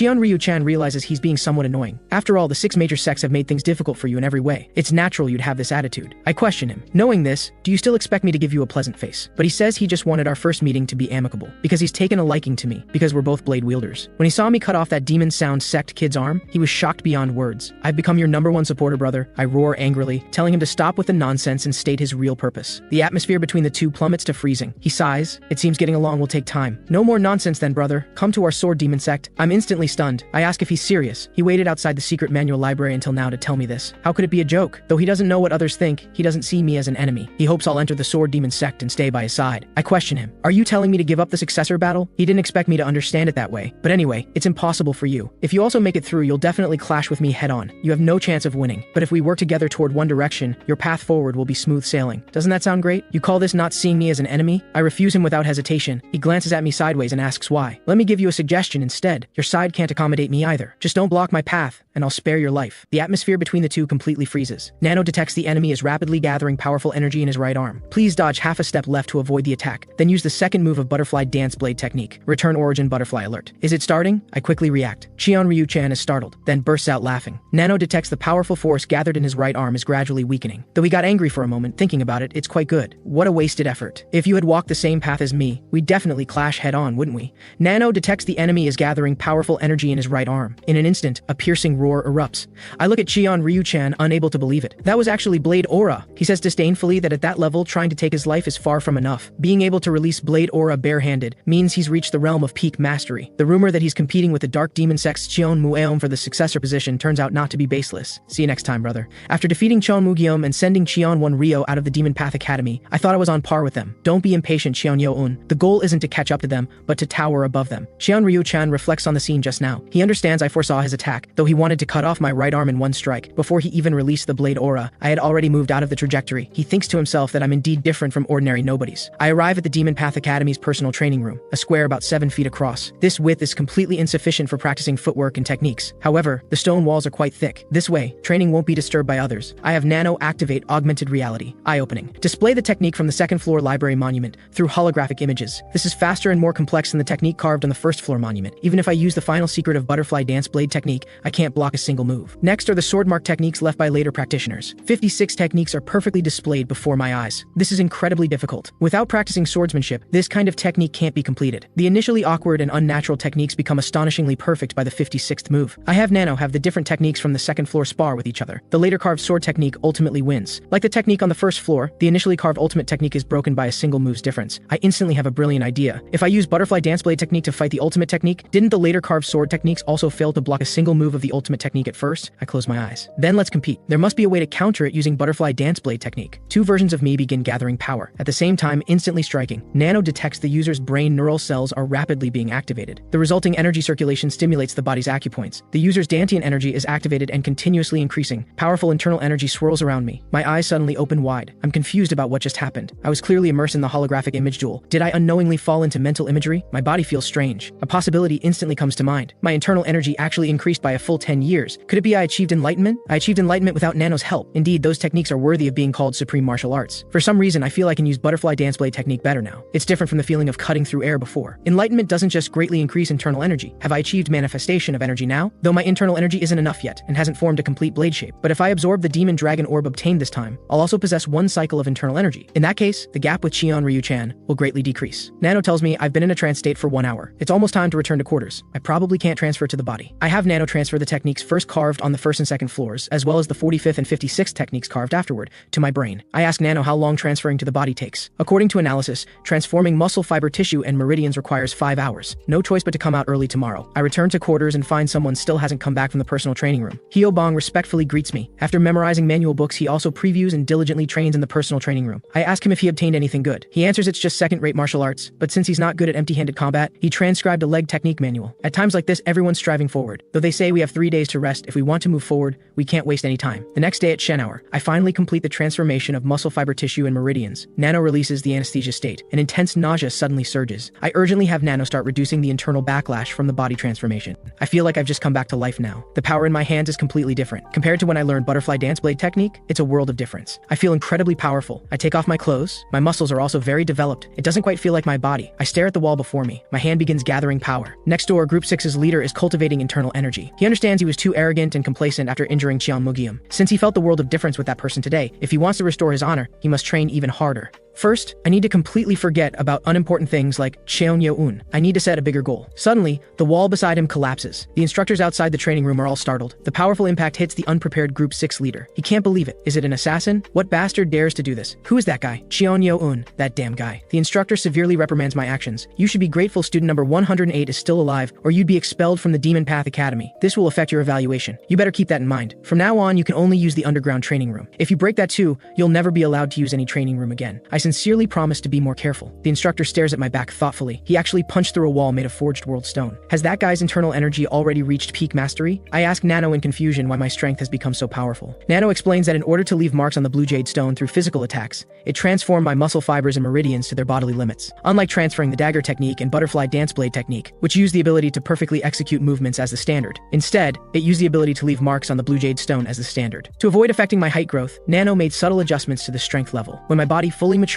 the transformation limit will be higher than now. Time is the only answer. But with Nano's capabilities, there's no way to increase Master's height other than stimulating growth. I arrive at the underground personal training room. From the data transferred to my brain, these are techniques refined over decades. They might even be the insights of the heavenly demon ancestor himself. I'm quite nervous performing these supreme techniques for the first time. First, the supreme sword technique, but the move I execute is completely different from what I imagined. Then let me try again. Unwilling to give up, I execute the first supreme sword move again. But why is the technique so disappointing? I call these supreme sword techniques the sword of destruction. I execute all 45 forms completely. I can feel that the first and second moves of the sword of destruction are perfect, but there's this feeling of not being able to fully execute them. They're nothing like the terrifying techniques I saw in the holographic images. I have Nano display the supreme sword techniques extracted from the blue jade stone and my own movements in holographic images for comparison. Both images execute the moves simultaneously. I keenly notice what's wrong. My execution is just simply connecting the movements together. I'm even a beat late at the finish. But I don't understand where exactly the problem lies. Could it be because there are only the techniques? Even performing the techniques themselves without the energy circulation route, right? It's the energy circulation route. Just like the final secret of the butterfly dance blade technique, if I don't circulate internal energy through the energy route, I can't execute it properly. It's like missing the core. I'm speechless. What's the point of leaving only the sword techniques without the energy circulation route? Suddenly, I remember the poem on the front of the blue jade stone. I urgently ask Nano if it can display the front of the first floor stone monument in a holographic image. Nano extracts the monument through the images stored from the user's visual information. It reads, "The great wind rises, clouds soar high. Power spreads across the land, returning to homeland. Where can I find brave warriors to guard the four corners?" I ponder what clues might be hidden here. Nano explains that the displayed poem is a founding poem from a certain dynasty, so it's not a poem written by the heavenly demon ancestor himself. I have Nano analyze the monument's surface to see if it can find any clues. Nano discovers there are small holes beneath each character, but the number of holes beneath each character varies. What does this mean? I speculate. Could they represent acupoints? 4 holes would mean 4 acupoints. That can't be right. Come to think of it, the first book Nano scanned was about acupoints. The 4th acupoint is the dovetail acupoint.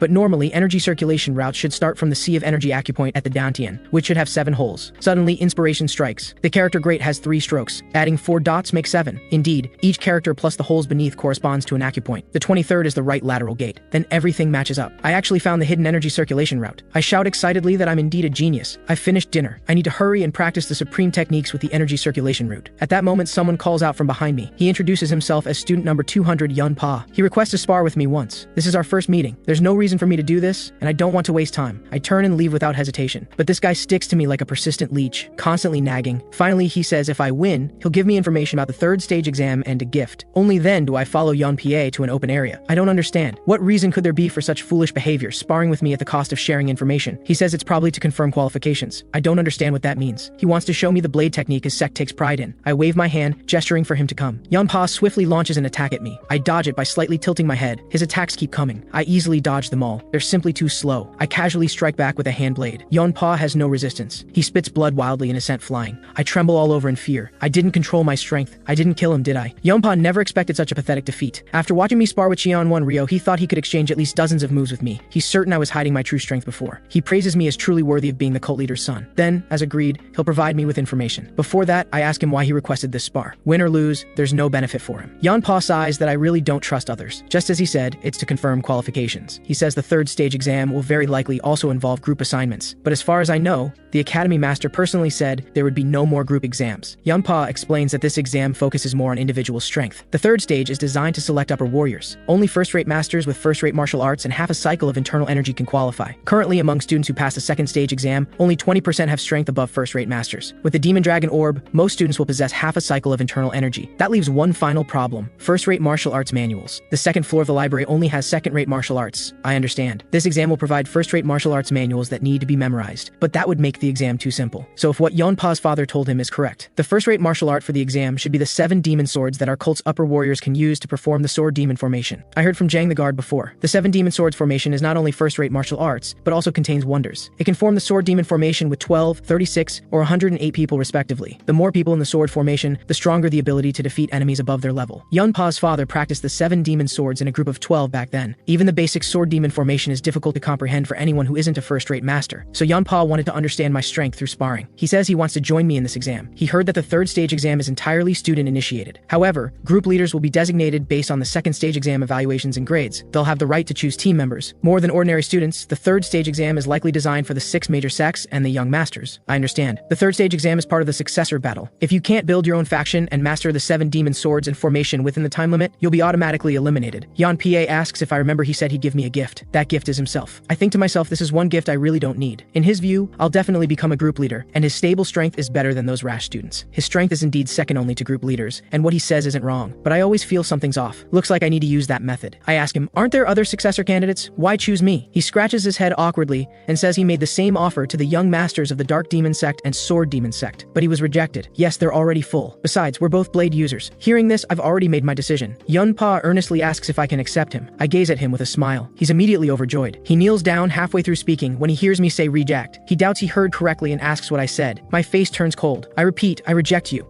Just now, I had Nano perform facial analysis on Yeonpa. When answering why he didn't choose others, the probability of lying was 45%. When saying he hoped I could accept him, the lying probability rose to 62%. The probabilities only made me suspicious. But what confirmed it was the last statement. When he said we're both blade users, it was extremely similar to Cheon Ryu-chan, claiming to pursue the blade path while excluding the blade demon sect. That guy is ridiculous. At this moment, Yeonpa is reporting the situation to Cheon Ryu-chan. Learning that I rejected Yeonpa, he laughs heartily. So that guy took the information and ran? What an interesting character. Originally, Yeonpa's plan was to become that guy's team member, then be absent on exam day, causing him to be eliminated due to insufficient members. Cheon Ryu-chan feels it's somewhat regrettable to eliminate that guy this way. If not for competing for the successor position, he would definitely try to win him over again. Yeonpa requests that the young master give him another chance. He still has other plans. Cheon Ryu-chan says there's no need for that. He tells Yeonpa to find a group he can join, or perhaps you'll even become a group leader yourself. Yeonpa is shocked and alarmed. Cheon Ryu-chan tells him not to be upset. He still needs to drive out several others. I don't need incompetent subordinates, so get lost. However, Cheon Ryu-chan doesn't understand why this kid was subdued in one move. Watching that guy's strength a few days ago, he wasn't nearly this strong. Although this is truly incomprehensible, whether it's luck or strength, we'll see soon enough. At this time, Nano has finished analyzing the hundreds of second and third-rate manuals scanned in the secret manual library. I learned that Nano can designate virtual characters and set martial art techniques. I try setting the 5 martial sword technique, initially scanned, onto Cheon Mugium's image. This guy is as annoying as expected, shouting, "Lowly bastard, come at me!" I've heard this line so many times my ears are calloused. I calmly wait for Cheon Mugium to launch his attack. He's really quite weak. I swiftly strike back with a hand blade. Nano indicates the virtual character died from a fractured cervical spine. This is completely beyond my expectation. With the body transformation and enlightenment greatly increasing my internal energy, the virtual Cheon Mugium is no match for me now. But this wasn't my plan. Even setting second-rate martial arts for the virtual character won't make much difference. In that case, generate 10 virtual Cheon Mugiums. Set them all with different second-rate martial arts. 10 feels like too many. I'm about to have Nano reduce the number. At that moment, all the Cheon Mugiums repeat that line, constantly shouting. I tell Nano no need to adjust. These guys are all dead. 10 Cheon Mugiums simultaneously launch attacks at me. I easily block the first attack. Then I leap up to dodge the other attacks. But my head suffers a violent impact. I fall pathetically back to the ground. Nano temporarily stops augmented reality. The augmented reality made me forget this space is quite cramped. At this moment, I notice where I just hit. It's covered with countless cracks. I call for an instructor to check. I can't help feeling anxious inside. The instructor holds his forehead and painfully asks what I did to the ceiling. He warned me before, so I'm forbidden from using this training room anymore. The instructor tells me to follow him. I follow the instructor out of the personal training room. We arrive at a building only half the size of the personal training room building. The instructor tells me to train here from now on. This training room is originally only opened after reaching peak level and passing the 4th stage exam, although I haven't passed the exam yet. But to shatter the forged worldstone walls of the personal training room requires at least peak level internal energy. So to prevent me from causing more trouble, the instructor opened this place slightly early with the Academy Master's approval. The instructor says this place is built with isolation stone. No matter how much I fool around, I absolutely cannot break it. Train here with peace of mind. This large training room should allow for augmented reality eye-opening. Nano asks if I should continue sparring with the 10 virtual Cheon Mugiums. I ask if it can designate Master Yeopmang as a virtual character for sparring. Nano says it can create one based on the movement standards Yeopmang displayed with the butterfly dance blade technique. That would definitely help me more than Cheon Mugium. Even the tension from 10 Cheon Mugiums can't compare. Yeopmang boldly asks me, this brat is my disciple defying his master?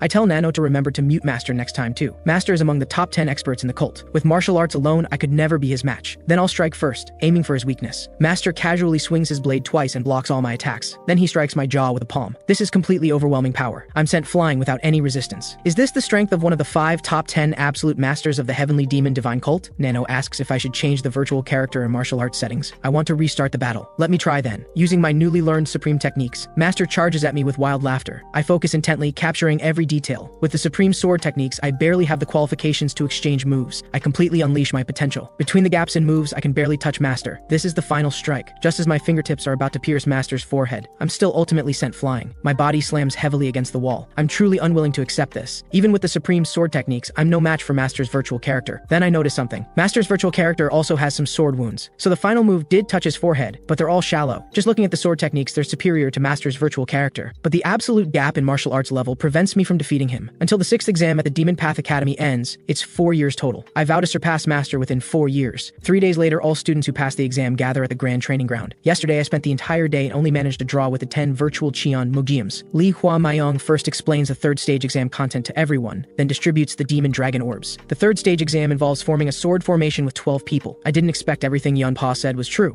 Li Hua Maiyong explains that the basic condition for 12 people to form a sword formation is possessing first-rate level martial power. This is the foundation martial art of our cult's proud sword demon formation, the manual for the 7 demon swords. After you guys take today's Demon Dragon Orb and continuously practice the 7 demon swords, you'll definitely develop first-rate level martial power. Up to this point, what he's saying isn't difficult, but the 3rd stage exam will be held 28 days from today. Each group forming a sword formation needs to defeat the martial arts instructors before them. You should know the instructors are all peak level experts. Some even have martial power at the pinnacle of peak level. Everything is as Yan Pa said. So next is selecting group leaders. Li Hua Maiyong continues explaining that this exam is entirely student initiated. You need to do your utmost to recruit team members and practice the sword formation. After explaining the method for selecting group leaders, he'll distribute the 7 demon swords manual and demon dragon orbs to everyone, then dismiss. I'm startled. Won't group leaders be designated by grades? The method is to challenge these 17 instructors within 7 days. Whoever seizes the yellow badges from them becomes a group leader. The entire ground erupts in uproar. With 207 people total forming 17 groups, at least 3 people must be eliminated. Li Hua Maiyong tells everyone not to think it's too difficult. The instructors with yellow badges won't use their own special techniques against you, but rather the 7 demon swords. I understand that cracking the 7 demon swords in the shortest time means fully comprehending the sword techniques. 7 days to practice and crack the 7 demon swords is too tight. Li Hua Maiyong sees everyone is confused now and wants to scare them further. He asks if any students want to challenge immediately. The entire ground immediately falls silent. Li Hua Maiyong is somewhat disappointed. In this situation, showing courage and strength would attract attention. Of course, if you lose, it would have the opposite effect. Just as he's about to announce dismissal, a hand reaches out. Group 1 leader, Dark Demon Sect successor candidate Qian Muiom. Group 8, Qian Yo Un. And that guy is number 18 Baek Ji, who defeated Poison Demon Sect successor candidate Cheonjong Guillaume in Group 12 to become group leader. 2 unexpected people are challenging. This is quite exciting. Just standing near Baek Ji and watching him, I can feel a sense of determination. Li Hua Maiyong sees 3 people dare to challenge and feels somewhat expectant. He asks which martial arts instructors want to accept the challenge. The 3 instructors from the challengers' previous groups all step forward together. Li Hua Maiyong feels somewhat helpless. He already told them not to develop unnecessary feelings for the students. At this moment, the chief martial arts instructor also steps forward. Seeing this, instructor Lim Pyong, who was in charge of my previous group 8, consciously steps back. From now on, I can only rely on myself to overcome this. No matter who I face, they won't show mercy. The instructors probably want to face challengers other than the students they were responsible for, to avoid the group leader title being taken immediately. Let's start with student number 1, who was previously group 1 leader. Yo Sun, the former group 12 supervisor, quickly chooses to accept the battle. The chief instructor didn't expect the guy he was interested in to be picked by someone else. Yo Sun understands that if the chief instructor stepped in, he wouldn't hold back. He also believes Cheon Mo-eom is the suitable candidate for the next successor, so he doesn't want him to be embarrassed here. To retaliate, the chief instructor chooses student number 18, whom Yo Sun was responsible for. The group 1 supervisor originally wanted to choose me as his opponent, so this works out well for him. A space is cleared in the middle of the grand training ground for the duels. After the 2 cup their fists and salute, they officially begin. I tell Nano not to miss a single moment and scan everything. Cho Mo-eom uses the soft mystic cloud palm, ranked among the top 3 martial arts of our cult. Due to the rules, the instructor can only compete using the 7 demon swords. I keenly notice the instructor's sword techniques are very familiar. Just looking at the power carried by his palm technique, Cho Mo-eom has reached a consummate level. His comprehension of techniques has already surpassed student level. Just looking at martial power, he's already at Grand Guardian level. The instructor understands he can't treat him as a student anymore. Cho Mo-eom didn't expect the instructor to block his superior special technique with mere first-rate martial arts. I discovered the sword techniques composing the instructor's moves are identical to the sword of destruction techniques left on the blue jade stone. The difference is the 7 demon swords only has 12 sword forms, while the sword of destruction has 24. Then the person who left those countless sword marks might be the sword demon. Xion Mu-eom and the instructor both have peak level internal energy, but he's slightly inferior. The instructor blocks his palm technique with superior combat experience. He understands if he can't decide the outcome here, the situation will become even more unfavorable. Then there's no other way. Seeing him change posture, I understand he wants to use a special technique to decide the outcome here. Then I'll use my full power to receive it. Cheon charges out first. Internal energy gathers in his right palm. The instructor's right palm technique makes a corresponding defense. But Cheon doesn't strike with his right palm. Instead, he switches to his left palm technique. He successfully hits the instructor's weakness, disrupting his rhythm. This is the same technique as before, but suddenly coming from the opposite direction is truly unexpected. The instructor decisively counterattacks. He successfully pins Jeon Mu-eom's left hand, but Jeon Mu-eom's right hand has also gathered internal energy. He instantly strikes the instructor. He successfully defeats him. The entire ground erupts in uproar. No one expected Jeon Mu-eom would actually defeat the instructor. Right sword, left palm, left sword, right palm. Simultaneously executing two special techniques. He actually mastered that martial art of our cult's second-ranked absolute master. Even Li Huamayong can't help but silently praise him as a genius. The instructor tears off the yellow badge from his chest. He announces that Jeon Mu-eom has qualified to be a group leader in the third stage. I think about how the phrase "seize the badge" is quite concerning. Does that mean one person can seize multiple badges? Let me put aside questions about the badges for now. My performance now will determine future developments. I must prove myself before everyone. The instructor sees I look quite presentable. Despite facing him as an instructor, I'm not nervous but full of fighting spirit. Everyone thought this kid wouldn't survive past the first stage and would be eliminated. However, your amazing feats end here. Brat, I'm going to thoroughly crush you in front of everyone. The instructor gestures for me to strike first. I just reached peak level. Compared to true peak level masters, my internal energy is still insufficient. Letting me attack first must mean he's looking down on me. I need to use full power to decide the outcome. Even though the instructor used 70% of his power to defend, he was still pushed back by me. He realizes that, although this person's internal energy is inferior to his, the techniques are too strong. This is truly utterly humiliating. There's still some gap in internal energy after all. As expected, it won't be so easy to defeat him. The instructor counterattacks using the 4th and 6th forms of the 7 demon swords. Now, even without Nano's help, I can see his sword techniques are incomplete. Compared to the Sword of Destruction on the Blue Jade Stone, it's just amateur technique. I meet the instructor's attack head-on. The instructor thinks to himself that this fool is walking right into his trap. At this rate, the outcome will be decided in just 2 moves. The next instant, I actually repel the instructor's sword technique. The onlookers are stunned. Li Huamyong can't believe I actually cracked the 7 demon swords techniques with just the basic blade forms of the butterfly dance blade technique. The instructor is thoroughly enraged. Things have come to this. Even if he suffers internal injury, he'll use full power to strike me down. Li Huamayong didn't expect that madman would go for the kill. I sense this is internal energy. Nano detects organ damage caused by energy penetrating the body. It will quickly perform self-repair on the damaged organs. Beginning self-repair. The instructor is bewildered. This guy clearly suffered internal injury. Why hasn't he fallen? I seize the opening from his moment of distraction and strike. The instructor still wants to rely on his protective energy shield to hold on, but my accumulated power has already reached my own limit. His protective energy shield alone cannot block it. The instructor spews blood wildly. The others are completely shocked. Only now does the instructor realize how terrifying this person is. You monster. The instructor falls unconscious. I also come back to my senses. Only now does Cheon Ryu-chan believe Yeonpa wasn't talking nonsense. This is getting dangerous. The ever-changing 7 demon swords were actually cracked. This is too excellent. He can be called a martial arts genius. Li Huamayong starts to regret not keeping me instead of giving me to that drunkard. I really did it. The instructors have lost twice in a row and start worrying about being looked down upon by the students. The chief instructor thinks if someone has both ability and talent, they can also surpass instructors. Excellent rising stars have appeared, yet these guys aren't happy about it and are still worried about face. However, he understands he has no right to blame them. In a moment of foolishness, he failed to identify such talent when choosing an opponent. Another regret. Next is the chief instructor versus number 18 Baek-ji. The other instructors completely can't imagine that person losing. The students see Baek-ji dare to step forward. Perhaps like student number 7, he's also hiding his true strength. Both sides exchange courtesies. The duel officially begins. The chief instructor's aura is incredibly powerful. Just sensing it, Baek-ji's body goes numb. However, he won't leave with regrets. He uses a descending footwork technique against the chief instructor. It seems I'll have a new virtual character to spar with. The chief instructor lightly moves his upper body and dodges completely,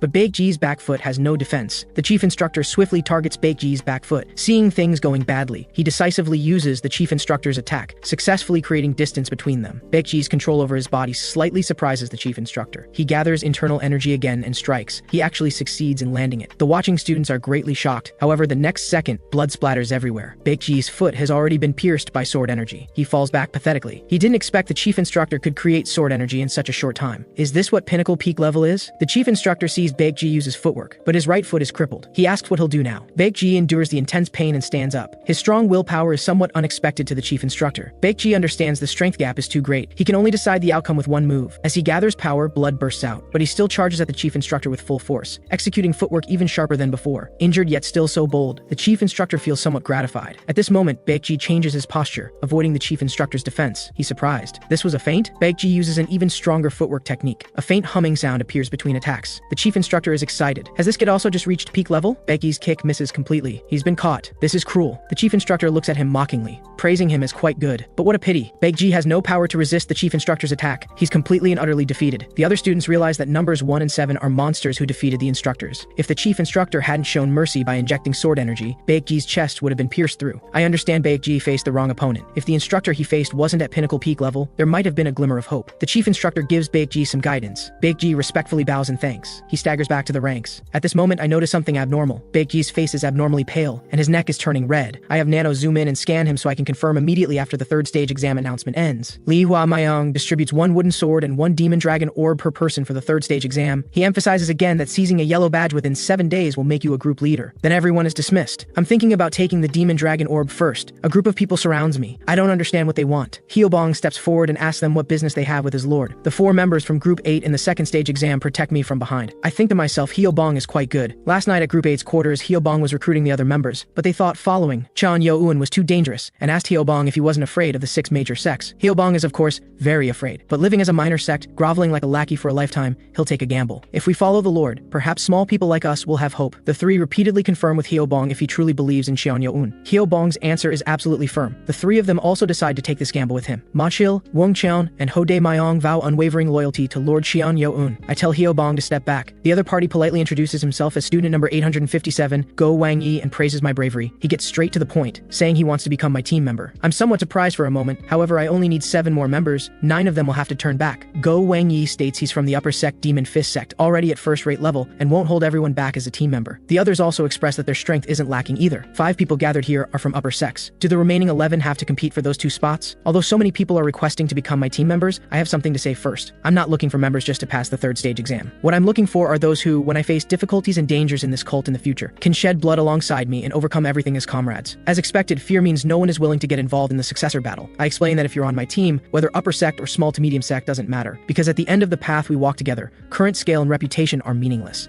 I will change the 6 main pillars of our cult. These people think I'm insane. This is no different from declaring war on the 6 major sects. Become my companion and stand by my side. Become the new backbone of the heavenly demon divine cult. That's the kind of team member I, Cheon Yo-eun, want. The risk is far too great. Almost everyone chooses to leave. Hyobong thinks he's done for. It would have been better to wait until after being recruited. Then he notices that 3 people haven't left. From the upper tier Fist Demon sect, student Go Wang Ui. From the mid-tier Golden Gate sect, Jo Min. From the mid-tier Hu Family Sword sect, Oh Zhang. Go Wang Ui has met other successor candidates, but this is his first time seeing someone like me. The path I described is too dangerous.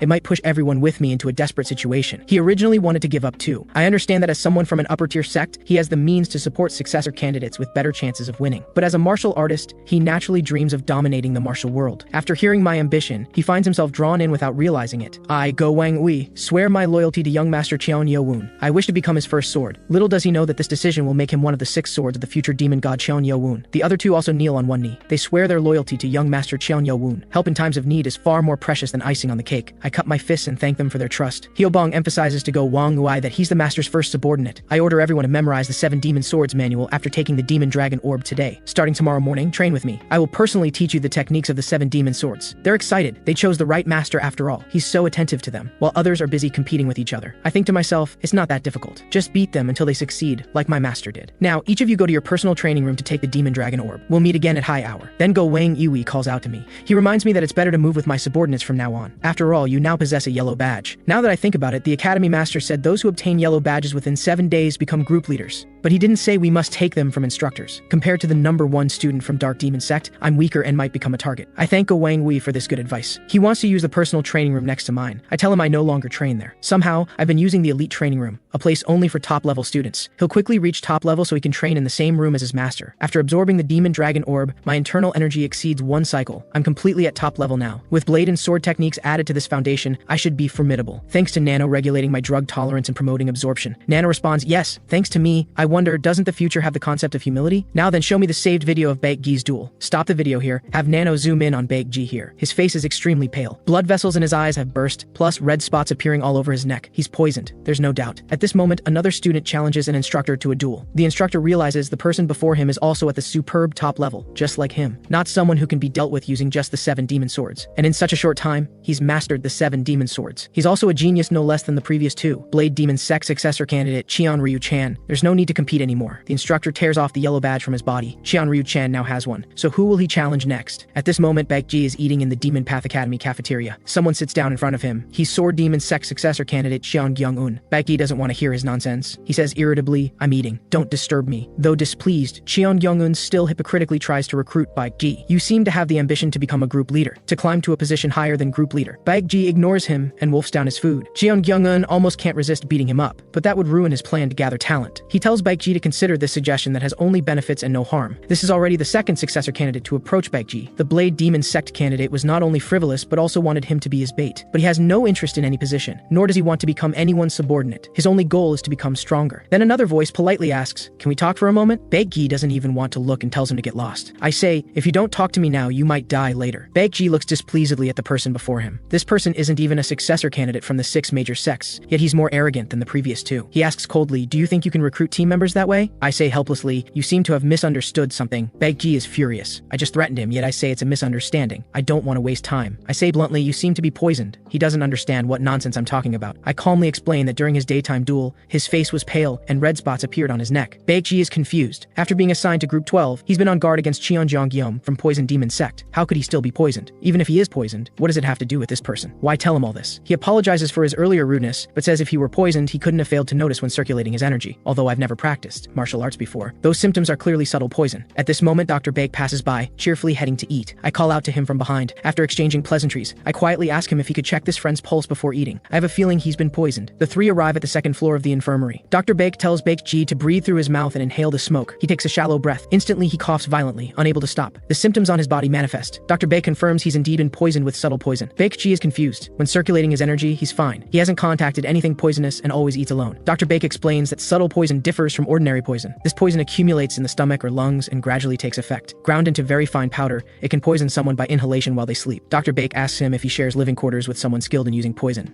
On his first day at Demon Path Academy, Baekji defeated Qianjiang from Poison Demon Sect. He said sinisterly back then, Poison Demon Sect members' fingernails are like poisoned wine. Baekji realizes what he muttered back then meant, that damned person. But since it was discovered early, taking medicine continuously for 7 days can cure it completely. I wonder, aren't the red spots on his neck quite serious? Dr. Baek explains that during sparring, symptoms appeared temporarily because his lungs were stimulated. If poisoning symptoms were visible normally, divine doctors wouldn't exist. However, he doesn't understand how I know so clearly. My mother died from subtle poison. I was also slightly poisoned at the time. Baekji is very grateful that I saved his life. I tell him not to worry about it. I just don't want anyone to die from that harmful poison. At this moment, he senses a powerful killing intent. He doesn't understand what's wrong with me. I say with intense killing intent, I've been searching for the source of the poison. Dr. Baek asks Baekji, how about resting in the infirmary today? Your foot seems injured too. If you return to your quarters, the one who poisoned you will target you again. You're not planning to immediately seek revenge on him, are you? Baekji actually has that intention. Detoxification is the priority. I tell him to listen to the doctor first. Leave Qianjiang to me. I need to have a good talk with him now. At this moment, a familiar voice calls me lowborn again. Xian Mugyum transmits his voice to tell me the person I'm looking for should be in the forest across from the Martial Hall quarters. If this is true, I promise to send him to the bed next to you as thanks. The 2 before me don't know what I'm talking about. Xian Mugyum hopes the Poison Demon Sect madman and I will fight to the death. No, it would be better if we both died. The Martial Hall quarters is where martial arts instructors stay. There isn't a soul around except Qianjiang. This is the best place for him to collect poisonous herbs. Thanks to the Demon Dragon Orb, he just reached top level. With a few more days of hard work, he can train the Demon Breaking Poison scripture to the 5th level, and its power will greatly increase. That way, even without subtle poison, he can personally finish off Baekji. At this moment, someone behind him asks what's making him so happy. Qianjiang is startled and asks who's there. The voice doesn't sound like a martial arts instructor. The light is too dim to see clearly. I question him. Seems like you're quite happy playing pranks with subtle poison. He doesn't understand how I'm here. And why does this person know about subtle poison? Those red spots on Baekji's neck, did you think I wouldn't notice them? Qianjiang doesn't react immediately. Then he remembers something. He starts laughing maniacally. Your filthy mother also died from subtle poison. I don't give him a chance to finish that sentence. This punch hits his face with full force. The powerful force sends Qianjiang flying like a kite with a broken string. He doesn't stop until he crashes into the rock wall. A piercing wail rings out. He uncontrollably vomits large amounts of fresh blood. What just happened? I tell him not to be too afraid. The show has only just begun. The Demon Path Academy's rules make Qianjiang think I'm bluffing, but his body can no longer move. I ask, do you know what you did that you shouldn't have? He's frantically trying to make his body move. Seeing Qianjiang remain silent, I tell him the answer. You used that foul mouth to insult my mother. At this moment, Qianjiang's hands regain sensation. He quickly launches a sneak attack. He taunts, you lowborn thing got careless, didn't you? The next second, his pupils constrict sharply. He can't believe I caught his attack so easily. This punch contained his full power. I gaze at him coldly. I exert force in my hand, about to crush his palm. Qianjiang realizes this person is serious. He must kill him. Foul-smelling poison gas surges from Qianjiang's palm. I quickly distance myself from him. Qianjiang relentlessly continues releasing poison. Half the flesh on my face is corroded away. This is the most lethal acid poison within Xinjiang body. Because this poison is so dangerous, the family head warned them not to use it on fellow cult members. But when his life is at stake, he can't care about that. At this moment, I stand up again. Nano detects highly acidic toxic substances penetrating the user's face and chest, activating emergency defense mode, neutralizing toxicity and repairing damaged skin. Xinjiang's expression looks like he's seen a ghost. My skin completes its repair in an extremely short time. He doesn't understand what's going on. Even a Supreme Master couldn't do this. Is this person a monster? I was careless. I actually forgot that poison demon sect uses poison. But no matter how I think about it, poison using trash like you shouldn't be allowed to live in this world. When Xinjiang opens his mouth, his teeth fall out. He starts frantically kowtowing and begging for mercy. Please spare my life. Please, just this once. I ask him if he still wants to live. Beg me to spare your life? Someone who made my mother die in such agony still wants to live? This powerful killing intent makes Xinjiang realize he's truly going to die. I first seal his paralyzing acupoint so he can't make a sound. Then I heavily stomp on the hand Xinjiang used to poison me. The bones in this hand instantly turn to powder. I tell him I won't kill you immediately today. I don't want to be expelled from Demon Path Academy because of trash like you. Xinjiang is instantly delighted, thinking he'll escape disaster. But I tell him in a low voice, I will make you suffer until you beg me for death. So let's start with the bones. After who knows how long, Xinjiang doesn't understand how he ended up like this. Why did he use subtle poison on Baek Ji? Xinjiang's memories flash before his eyes like a rapid succession of images. 6 years ago, he first learned about subtle poison. It was his mother, Lady Baek, who sold subtle poison to a woman wearing a red veil. Less than a year later, the obituary of the cult leader's 7th wife spread throughout the entire demonic cult. His mother detested that low-born woman, so he was happy. But when the cause of death was identified as subtle poison, his father, the cult leader, was furious. Fortunately, the demon physician argued that subtle poison doesn't only exist in poison demon sect, thus avoiding great disaster. But after the chef who cooked for the 7th wife was found to have committed suicide, the real culprit couldn't be identified. All that was known was that a year prior, the chef had contact with a veiled woman. Because of this incident, his grandfather, the poison demon sect family head and 6th elder, was stripped of his position. His father also severed ties with all wives from the 6 major sects. Xinjiang's mother had no idea the veiled woman would use the subtle poison for such a purpose. She warned Xinjiang to keep this buried in his heart until death. Otherwise, even you will be despised by your father. Eventually, his mother developed a heart condition and passed away a few years later. Although Xinjiang wanted to shout that his mother didn't do it, he couldn't break his promise to her. From then on, he resolved to become the heavenly demon divine cult leader above all others, find the real culprit, destroy that sect and avenge his mother, then personally eliminate the root cause of all this, that low-born woman and her son, Qian Yo-woon. Xinjiang apologizes to his mother in his heart. No matter how much he trains in martial arts, he seems unable to defeat this crazed monster. If this person stays in Demon Path Academy, he'll definitely target other students. Since I can't kill you, I'll destroy your Dantian. Xinjiang struggles in terror, trying to say something. I temporarily unseal his paralyzing acupoint. Xinjiang can no longer make normal human sounds. I have Nano analyze it for me. Nano analyzes that he's saying, the one who killed your mother wasn't our poison demon sect. I'm suddenly shocked, not understanding what that means. Nano continues analyzing. He says one of the wives from the 5 major sects is the murderer who killed your mother, so please spare my Dantian. I have Nano activate facial analysis and ask Xinjiang if the murderer is really among the 5 major sects. Xinjiang nods desperately. Nano detects no significant changes in facial muscle movement. Probability of lying is less than 5%. I can't believe it. The poison demon sect I firmly believed was guilty isn't the murderer. Am I taking my anger out on an innocent person now? I then ask Xinjiang, was your mother really uninvolved in this matter? Nano detects that this time his facial muscles and pupils show changes. Probability of lying is 75%, just as I thought. He still dares to lie to me. Seeing things going badly, Xinjiang hastily says, I'm not lying. I strike his Dantian hard and scold him to shut up. As I channel my internal energy, Xinjiang's Dantian gradually shatters. The internal energy he worked hard to cultivate since childhood continuously drains away. This feeling is more unbearable than death. At this moment in the infirmary, Dr. Baek is also worried. He wonders if he should prepare antidote herbs first. Suddenly, the door is kicked open. I carry the unconscious Xinjiang on my back and plead, Dr. Baek, please save him quickly. Both Baek Di and Shanmugyum are startled. Shanmugyum thinks to himself, this madman, he actually brought him here. Dr. Baek checks Xinjiang's pulse and discovers his shattered Dantian. He's greatly shocked. Practicing poison demon sex techniques requires the poison core formed in the middle Dantian to tightly integrate with the internal energy of the lower Dantian. When the lower Dantian is destroyed, the poison gas disperses and naturally causes poisoning symptoms. Even though Dr. Baek isn't a martial artist, he knows how important the Dantian is to them. Although he guessed something would happen, he didn't expect it to be this severe. With so much deadly poison, an ordinary person would have died already. Only because he practiced poison techniques since childhood can he hold on. Dr. Baek doesn't know what to do for a moment. After rummaging around, he finally finds the antidote pill his master made. He warns Xinjiang, though it will feel like you're dying, swallow it if you want to live. I curse silently that I can't let him die like this. I ask Nano if it can't temporarily transfer to Xinjiang's body to personally detoxify him, but Nano states that the user's genetic information is registered and cannot be transferred to others or expelled from the body. Then I notice Xinjiang's blood on myself. I ask Nano if it can analyze the poison's components using this blood. Nano tells me to touch the substance to be analyzed with my finger. Nano analyzes that 7 toxic substances are mixed together, releasing new toxicity. I look at the medicine cabinet before me and tell Nano to quickly formulate an antidote method. Dr. Baek uses his master's antidote pill and needles to suppress the poison spread. Suddenly, he smells medicinal decoction. He lifts the curtain and finds me working on something. I say I'm hastily making an antidote. Dr. Baek doesn't understand what nonsense I'm talking about. Though these are all detoxifying herbs, improper handling can turn them into poison. He tastes it and finds the formulation perfect. He wonders if this person studied medicine. Dr. Bake says the herb combination and dosage are fine, but he needs to know what poison it is first. I accurately name the 7 poisons within Cheon Jong-Guillaume's body. I ask Dr. Bake if he can just trust me once. Cheon Jong-Guillaume swallows all the antidote. Seems he doesn't want to die after all. Dr. Bake tells me the preparation is correct, but next time remember to explain beforehand. I sincerely bow and apologize to Dr. Bake. Dr. Bake still can't understand if it was necessary to destroy his Dantian. Though Demon Path Academy is a place where the strong prey on the weak, this seems excessive. Not just the Academy Master, but more importantly, Poison Demon Sect won't let this go. How do you plan to bear the consequences? I thank him for his concern. I take full responsibility for my actions. Dr. Bake thinks to himself that this person is still too young. Though he always acts mature, he still has youthful naivety. He tells me it's best to think thrice before acting. Stay in the cult long enough and you'll discover that survivors aren't the strong, but the clever. I hope you can become more composed. It's getting late. He tells me to go back first. Seeing this, Baek Ji also asks, what about me? I walk out of the infirmary with firm steps. I've been obsessed with becoming stronger. Thanks to Nano, I have become stronger. But I once thought that in the undercurrent-filled demonic cult, only the strong can overcome everything. Was that just my self-righteousness? Baek Ji watches me from behind, not knowing what he's thinking. He asks me why I destroyed his Dantian. I say calmly I couldn't control my anger at the time. Plus, I thought if I let him go, he'd definitely target other students. Baek Ji is stunned by this answer. Though his judgment isn't strong enough yet, his thinking differs from other successor candidates. A thought instantly appears in Baek Ji's mind. He's about to say something when other voices interrupt. My followers couldn't find me for a long time and worried I was attacked. I apologized to them. I made you worry? Baek Ji didn't expect that person to actually have his own people. He thinks that even if he goes to Group 12's quarters now, nothing good will come of it. Baek Ji takes his leave. I'll go ahead. I wonder, weren't you going to say something just now? He tells me not to worry about it. Hyo Bong asks me to go to the newly assigned quarters as well. I tell them what happened tonight. Go Wangui believes the master's actions have their reasons, but now is still a time to cultivate strength. Though external interference in Demon Path Academy is forbidden for 4 years, the opponent is one of the cult's backbone 6 major sects. Who knows what methods they'll use to harm you, master? You should take care of yourself and conserve your strength. Hyo Bong echoes his sentiment, thinking that despite appearances,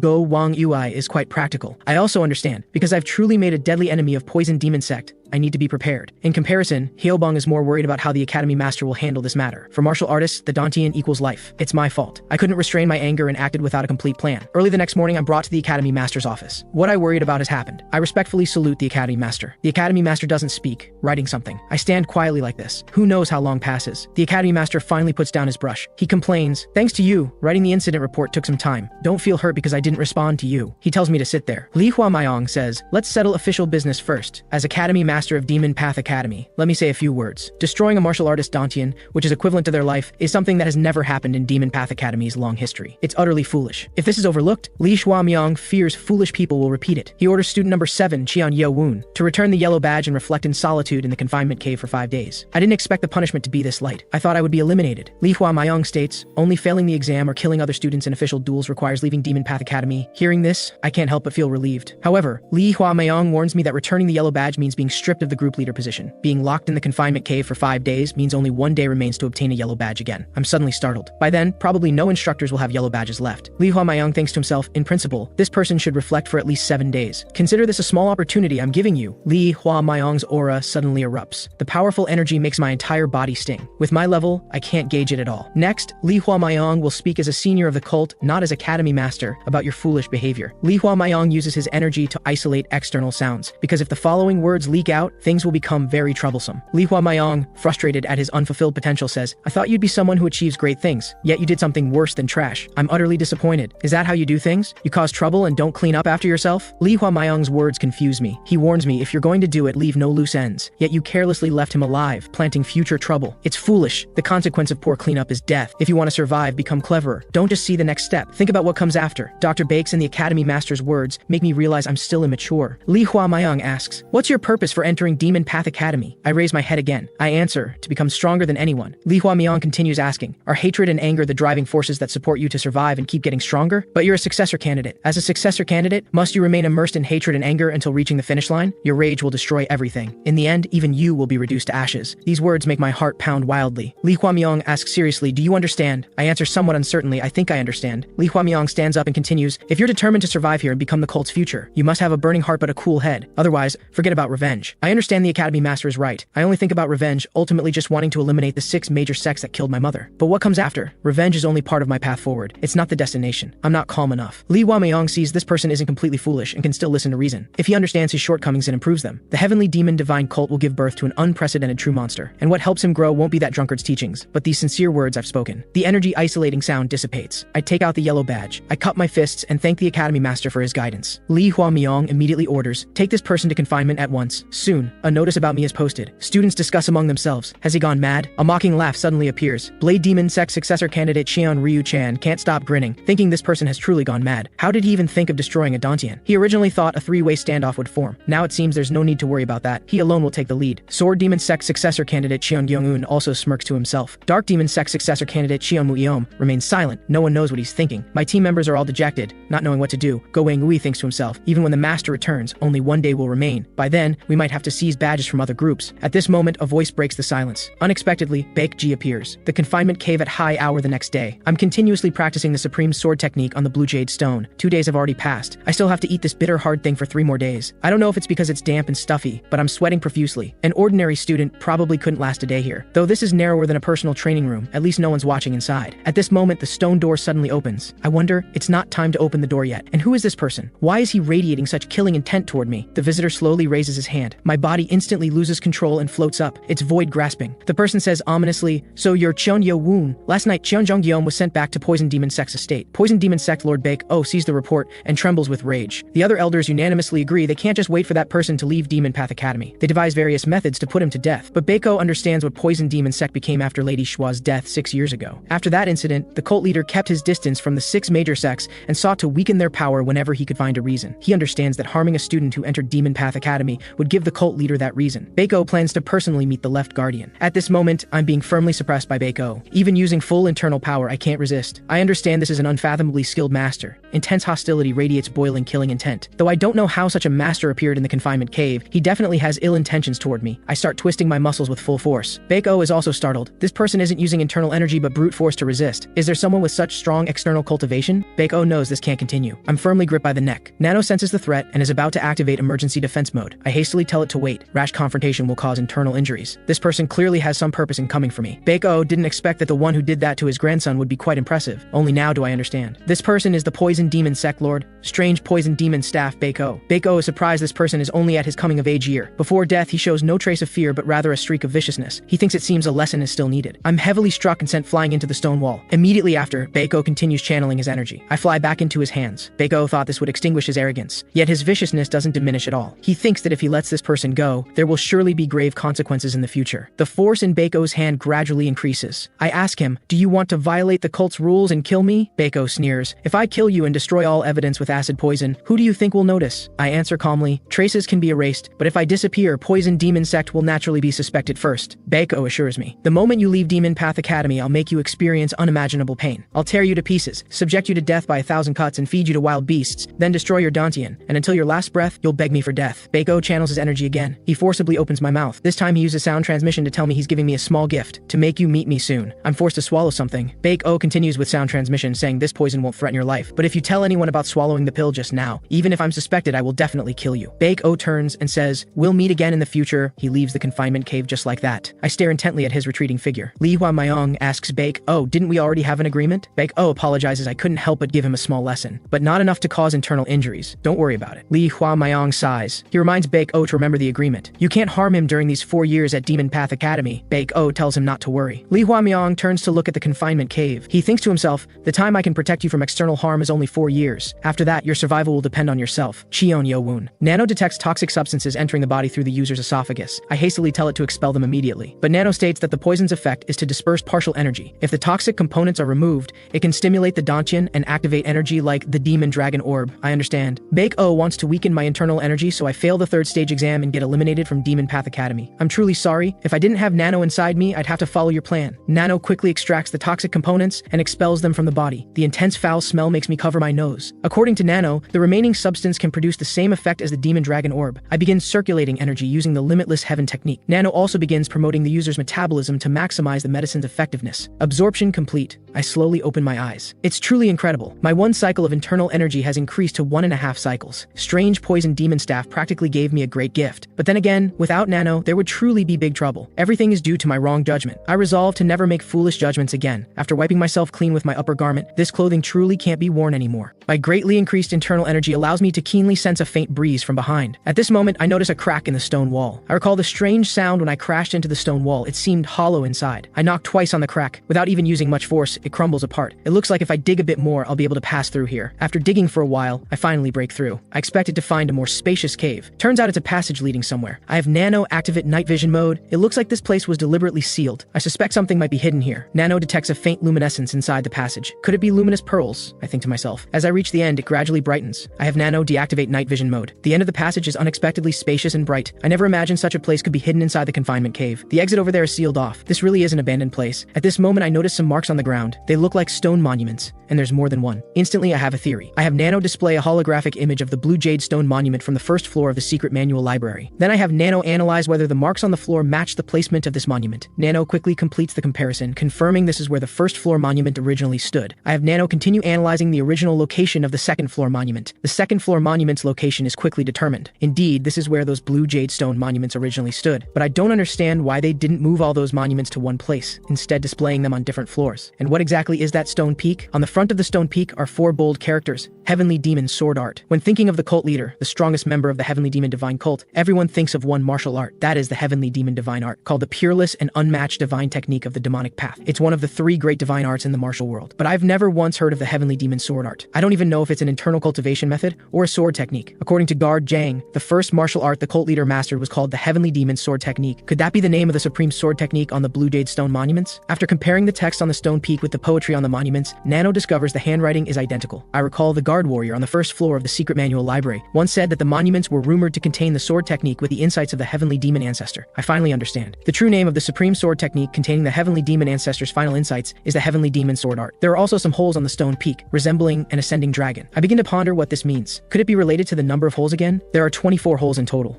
Other than the Heavenly Demon Sword Art having 24 forms, I can't find any connection. There must be something. Why would they make the holes in the shape of an ascending dragon? Suddenly, inspiration strikes. Since it's in the shape of an ascending dragon, could the secret be in the sky? A vast expanse of dazzling luminous pearls blinds the eyes. I deduce that instead of using darkness, they used light to hide the secret. Reverse thinking? Indeed, nothing left behind by the ancestor is easy to obtain. I ask Nano, can you adjust the light entering my vision? Nano adjusts the light through light vision mode. I finally discover that tiny characters are carved on those luminous pearls. So that's how it is. I have Nano scan all the luminous pearls with inscriptions, display them as holographic images so I can view them up close, then separate the luminous pearls with martial arts formulas or related content. Nano reports discovering sentences and diagrams resembling cultivation formulas on 24 luminous pearls. The sight before me makes my heart race wildly. So that's what those dots carved on the stone peak meant. I have Nano remove all the rest, leaving only the 24 luminous pearls. I unexpectedly discover that although these are cultivation formulas, they don't require circulating internal energy to specific acupoints while performing movements like technique formulas do. Moreover, these movements are identical to one of the 24 forms of the Heavenly Demon Sword Art. This is truly incredible. These are all forms of the Heavenly Demon Sword Art. Generally, cultivation formulas for circulating internal energy are practiced sitting cross-legged or lying in a position that facilitates breathing. I have Nano transfer the formulas carved on the luminous pearls and the corresponding movements to me in order from the dragon's head to tail. I begin breathing while circulating eternal energy to the acupoints, according to the formula's instructions. Nano detects that powerful energy is rapidly surging through all 14 meridians in my body. Nano begins data analysis and storage. Outside the confinement cave, the instructor yawns boredly. Tirelessly, I practice the cultivation method from the luminous pearls without knowing how long has passed. My speed actually keeps getting faster. After who knows how long, I ask Nano how long I've been doing this. Nano tells me I've been moving continuously for 4 hours. After 4 hours of movement, not only do I not feel tired, but I feel invigorated. Each repetition makes circulating internal energy faster. Nano explains that the energy circulation is indeed getting faster. Is that so? Then let me try simply circulating internal energy. It's definitely faster. As circulating internal energy becomes faster, I can also release energy more freely. The limitless heaven technique can't even compare to this. This is truly a supreme cultivation method. To actually integrate forms, techniques, and cultivation methods into one. I think I know why it's called a sword art. The Heavenly Demon Ancestor was truly a divine being. I respectfully kneel down, thinking, Ancestor, your descendant is still lacking. Please accept this descendant's bow. 4 4 days after I was confined, Cheon Ryu-chan, the Blade Demon Sect successor candidate, seized 4 yellow badges. Cheon Gyung-un, the Sword Demon Sect successor candidate, seized 2 yellow badges. Sima Zhuo, student number 700 from the Siwu sect, has 2 badges. Besides them, 7 other students each have 1 badge. Now only Hu Zhenchang, the chief martial instructor, still has a badge. What Go Wangyi worried about has finally happened. Heobong is dissatisfied that those 3 collected so many badges and yet no one can criticize or seize their badges. This almost made our group dangerous too, but it also filtered out some people. Wang Qian and Hode Mayang, who once vowed to serve their lord loyally, left the group without hesitation after their lord was punished. The scene falls into silence for a moment. Seeing the atmosphere too gloomy, Heobong encourages everyone not to think so negatively. 2 bad guys left, but didn't we gain Baekji who can fight 100 alone? Baekji responds speechlessly, "Don't flatter me." Go Wangyi thanks Baekji, saying without you, we and our lord would have fallen into an even greater crisis. The others also express gratitude. If Baekji hadn't defeated the martial instructor and obtained the badge 4 days ago, everyone might have scattered. Baekji says he just owes student number 7 a great debt and wants to help him, but doesn't know if he'll accept me. Go Wangyi affirms, if our lord was dissatisfied with you, there'd be no reason to help you, right? Everyone decides to practice the 7 demon swords more before dinner to ease their lord's burden. At dinner time, Baekji leaves alone. He says he normally doesn't eat lunch, only dinner. Thanks to you all, I ate lunch. In that case, Go Wangyi won't eat either. Although Baekji is the temporary leader, Go Wangyi still wants to protect him. Baekji explains he's going straight to the personal training room. No need to worry. Anyway, after leaving the training room, everyone will return to the quarters together. He tells Go Wangyi to go eat. The other members can see this glutton is conflicted. Ojong suggests he and Heobong will follow along. You go eat. The 2 happily decide. Heobong thinks to himself, I didn't say I agreed. They quickly catch up. Ojong says, we can't let you, our temporary leader, get beaten up everywhere. Baekji chuckles. He says, if you're so worried, when student number 7 comes out, you won't be able to eat well. Soon they arrive at the personal training room. Baekji is the first to notice something's wrong. He shields the 2 who haven't reacted yet behind him. Suddenly, a large group emerges from the shadows. They surround the 3 completely. Baekji notices these people are carrying wooden swords. Looks like they prepared and waited here for us. Someone walks out from the crowd. It's none other than He Yiming, who has a grudge against their lord. Baekji's former group members sarcastically say he abandoned his teammates and looks quite happy with others. Ojong angrily demands, what are you doing? He Yiming says coldly, hand over the yellow badge. But how could Baekji obediently listen to him? However, He Yiming knows they're that damned student number 7's lackeys. Even if they hand over the badge directly, he won't let it go. Baekji doesn't know what to do for a moment. Even though he's reached peak level, it's not enough to handle 30 students with first-rate internal energy. Plus, this guy called He Yiming is certainly at a similar level. Baekji uses sound transmission to tell Ojong to take the yellow badge and escape with Heobong. He'll find a way to hold these people off. Ojong isn't stupid and knows this is currently the best option. He Yiming sees they're using sound transmission for some trick. He commands the others to attack. Baekji quickly tears off the yellow badge. He sticks it on Heobong. He won't let these guys using dirty tricks get away. These guys, if you're dissatisfied with me, your former leader, I apologize. He Yiming sees that Baekji, like himself, has just reached peak level because his footwork energy isn't very apparent yet. Baekji tears open a gap and tells Heobong and Ojong to run quickly. Of course, they won't miss this opportunity. The opponents also notice that bald kid holding the yellow badge. Heobong turns back and angrily shouts at these lunatics, who are you calling bald? Baekji irritably tells him to shut up and run. Pursuers keep following the 2 closely from behind. Ojong sees that Heobong's lightness skill is too slow to shake off those guys. He stops abruptly and tells Heobong to give him the badge. The 2 split up and flee. Heobong uses all his internal energy, wanting to go to the dining hall to tell Go Wangyi. He looks back but finds no one chasing him. At this moment, Go Wangyi is finishing his 7th bowl of rice. He wonders why Heobong is drenched in sweat and not wearing his headband. Heobong, gasping for breath, tells them about the situation at the training room. Go Wangyi hurriedly gets up to provide support. What he worried about has finally happened. Go Wangyi rushes to the training room at top speed. Ojong has already fallen. Only Baekji remains, facing a group alone. Looks like that guy orchestrated the ambush. Go Wangyi angrily demands, what is this? Cheon Ryu-chan disdainfully touches his neck. He says darkly, the annoying one has arrived. Go Wangyi questions, so many of you ambushing, and you can still say such things? A hand rests on his shoulder. Baekji tells him to calm down. The one who attacked us wasn't that guy. Cheon Ryu-chan tells Baekji to remember he owes him a favor. Now the badge is taken and there's no opportunity. Think it over carefully. Baekji replies, although you helped me, I haven't changed my mind. Cheon Ryu-chan tells him to think slowly. There's still plenty of time anyway. Everyone else has left. Go Wangyi finally sits on the ground exhausted. Baekji apologizes to everyone. The yellow badge was still taken in the end. Ojong held out until the end to protect the yellow badge. Heobong can't help but curse those damn guys. Go Wangyi asks Baekji what happened. It turns out that, although Ojong took the yellow badge from Heobong and fled desperately, he was ultimately caught by over 20 students who seized the badge. Baekji's strength can suppress He Yiming in a one-on-one fight, but the opponent won't give him a one-on-one opportunity. Just when everything was about to end, Cheon Ryu-chan happened to pass by with his group members. He told He Yiming that guy's the talent he's been wanting, so how about giving him to me? He Yiming irritably told the guy, who doesn't have enough people to mind his own business and get lost. Hearing this, Cheon Ryu-chan flexed his finger slightly. In an instant, he knocked down the lackeys blocking his way and appeared before He Yiming. Cheon Ryu-chan looks at him with amusement. He asks, what use are a few more puppet-like guys? Want to continue? Seeing the situation turn bad, He Yiming orders a retreat. Baekji knows he owes Cheon Ryu-chan a favor. He asks Baekji, it should be hard to find yellow badges now. Want to become my subordinate? it? Baekji naturally refused that proposal. Go Wangyi understands that Ryu-chan urgently needs talent for the successor battle. Baekji is frustrated. The problem is there's no solution now. A group member suggests, how about we also gather students and strike back the same way? But then we shouldn't look for our lord's people but for members who only care about benefits. Go Wangyi knows this goes against their lord's wishes. Then only one method remains. But Baekji understands the chief martial instructor's badge is impossible to seize. Even other successor candidates avoid him.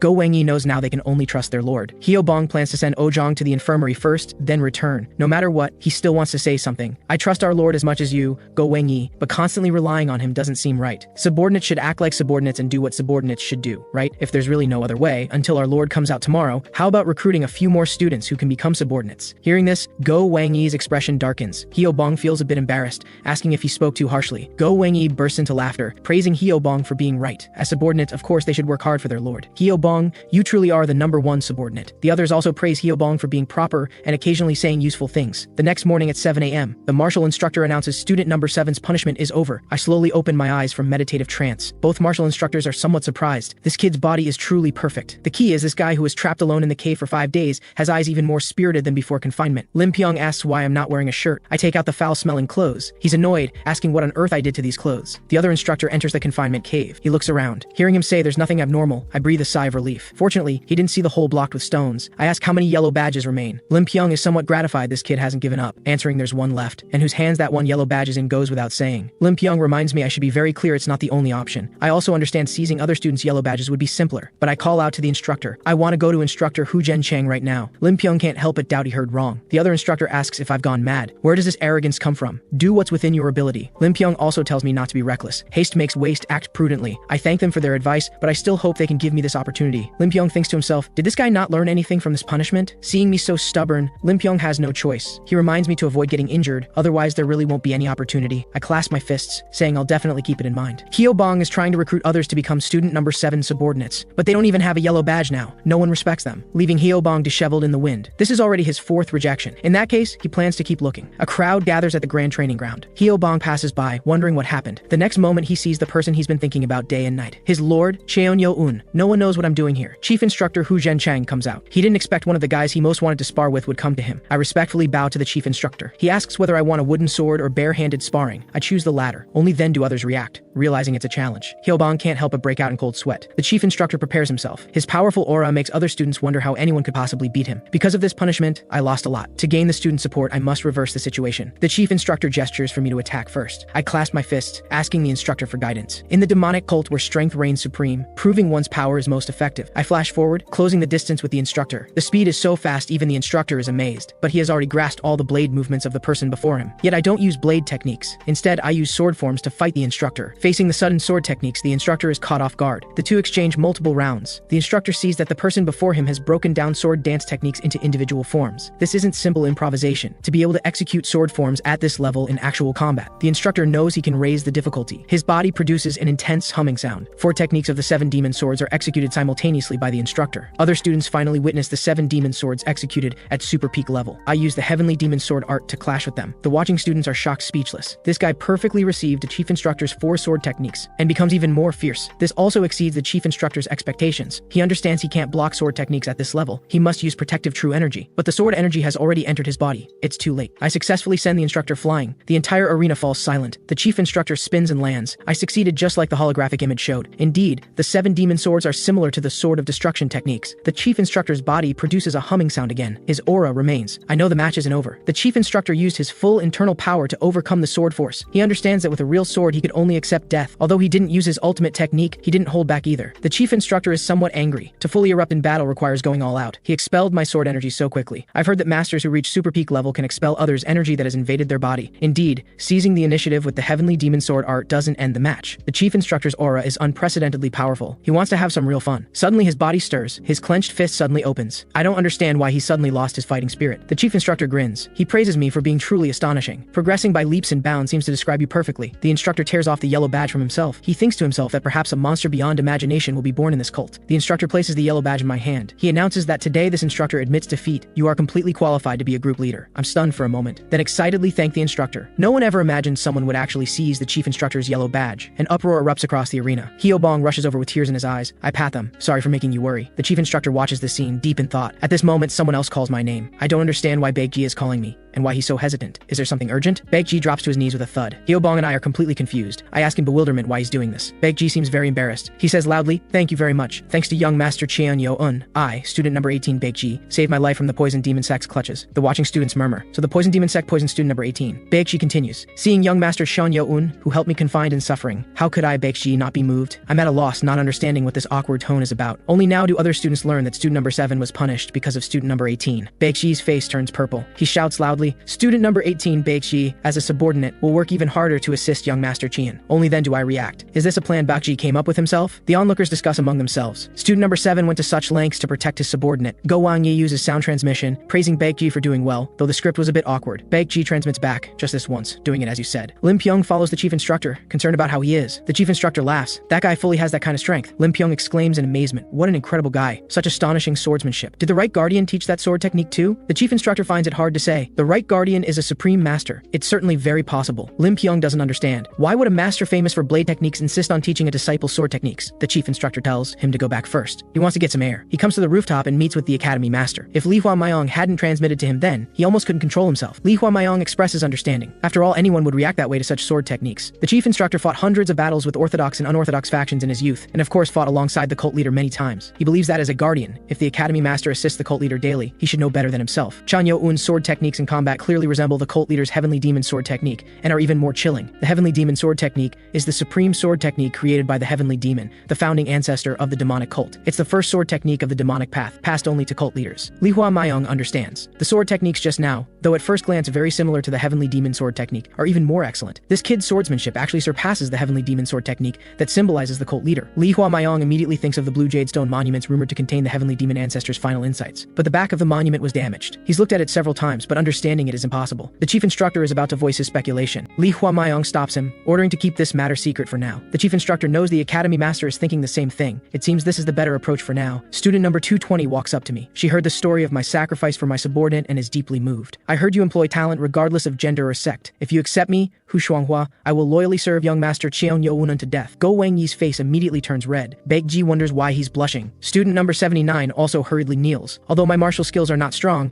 if you accept me, I will definitely serve you loyally. I sincerely say, if martial skills are not strong, they can become strong. More importantly, you're willing to follow me. I'm very grateful and welcome you." He immediately kowtows in gratitude. Chen Guo, eldest son of the Chen family, will work hard to assist young master Cheon for life. Hyobong says dissatisfied, his behavior is too much. Go Wang-yi and Baekji think, another Hyobong. However, Go Wang-yi thought they would receive more attention. The group still needs 3 more people. At this moment, I ask where the other subordinates are. Go Wang-yi suggests going to a quiet place to talk. They tell me what happened in the outside world while I was in the confinement cave. I didn't expect Wang Qian and Ho Dae-mayong would leave me. Ma Chil and Zhou Min went around persuading others. I tell them they worked hard. Those 2 people aside, but I wonder why I don't see Oh Zhang. Seeing their expressions are all very bad. I ask in alarm, what happened? After learning about how the yellow badge was seized, I think to myself, He Yi-ming really is a leopard who can't change his spots. Baekji notices this kid is a bit different from before. Although he seems angry, he appears to be suppressing his killing intent to stay calm. Looks like he won't act recklessly alone like before. Go Wang-yi asks what I plan to do. I understand that since the Demon Path Academy encourages students to seize badges, although that guy's behavior was vile, you can't say he did wrong. However, it seems everyone can't just let this matter go. I announce, since we owe that guy He Yi-ming a huge debt, we'll repay it to him intact. Baekji thinks, this guy really has changed, hasn't he? At this moment in a secluded place, a large group gathers. The short-haired man in the lead says, according to the young master's instructions, I've already incited He Yi-ming to seize Baekji's yellow badge. Cheon Ryu-chan asks strangely, are you their representative? The short-haired man says Yu Pyong-hak suffered serious internal injuries and was admitted to the infirmary. He wants to continue asking something. Cheon Ryu-chan interrupts him disdainfully. You're just afraid I'll break the agreement, right? He takes out 2 yellow badges. He asks with amusement, but you haven't completed the agreement yet, have you? Didn't we agree you'd help me get Baekji? So where is Baekji now? The short-haired man suppresses his anger, asking, what exactly do you want me to do? Cheon Ryu-chan says cheerfully, you don't need to do anything else. It's just that to get Baekji, he needs to taste an even more desperate feeling. Isn't there a saying? You don't appreciate sweetness until you've tasted bitterness. He says disdainfully, it seems none of you have the strength to be a group leader, right? Cheon Ryu-chan calls out Yeon-pa. He'll give this guy one more chance. Take this group and deal with Cheon Yo-eun's group, seize the yellow badge. You know the method, right? I hope you won't make stupid mistakes like last time. If you get the yellow badge, you can lead these guys to form a group under me. The short-haired man finally understands. Cheon Ryu-chan wants them to become his subordinates. This is damned. Yeon-pa brings a group to find He Yi-ming, who is practicing the 7 demon swords with his group members. He introduces himself as student number 200, Yeon-pa. He Yi-ming recognizes those behind him as the guys who attacked Baekji yesterday. He stops his movements and asks, what do you want? Yeon-pa gets straight to the point, hoping He Yi-ming can help him seize a yellow badge. He Yi-ming thinks he's really a ridiculous house guy. What benefit do I get to help you? Get lost. Yeonpa asks, what if my target is Cheon Yo-eun? What do you think? If we seize Cheon Yo-eun's yellow badge this time, his group will disband. If a group disbands twice, who would still follow that leader? In that case, he'll naturally be eliminated in the third stage test. Although He Yiming wants revenge on Cheon Yo-eun, he heard that guy seize the yellow badge from the chief instructor. Besides cooperation, there's currently no other option. He asks when to make the move. Yeonpa answers, right now. This suits He Yiming perfectly. Soon, a dark mass of people find their target in the grove. He Yiming mocks, you guys really know how to hide, always hiding in little mountain corners. I was just about to go find this guy. Thanks for coming to me yourself. He Yiming doesn't understand why I'm still smiling. He demands, do you not understand the situation, you fool? I reply calmly, I should be the one saying that, right? The short-haired man with the people behind him warns them to drop the wooden swords in their hands. His sword is actually pointed at Yeonpa and He Yiming. He Yiming doesn't understand what's happening for a moment. Let me ask again, who exactly is the fool? 4 hours ago, at the clearing behind the training room, the short-haired man asks Yu Pyong-hak, are you really going to meet Cheon Ryu-chan alone? Yu Pyong-hak says, as long as we have the yellow badge, we can have our own group. But the short-haired man worries, with just one badge, our 20 people can't all join the group. There might be disputes. Even so, Yu Pyong-hak can't stand by and do nothing. He knows that to survive in this Demon Path Academy, you must use any means necessary. If you give up because you're weak, then everything ends. But the short-haired man still feels uneasy about using their former leader Baegi as a bargaining chip. Yu Pyong-hak tells him not to worry about what's done is done. If he becomes group leader, he promises to secure a position for the short-haired man. A voice stops Yu Pyong-hak, who is about to leave. I arrive here with my group members. Baegi asks puzzled, you used me as a bargaining chip? They're startled to see Baegi. They question whether he came for revenge for yesterday. Go Wang Yi angrily rebukes, doing such despicable things as ambushing people, didn't you think about paying a price? The people behind Yu Pyong-hak whisper, we absolutely can't provoke that demon-like guy. I heard Cheon Yo-eun already sent several people to the infirmary. Yu Pyong-hak turns back and scolds them. You fools.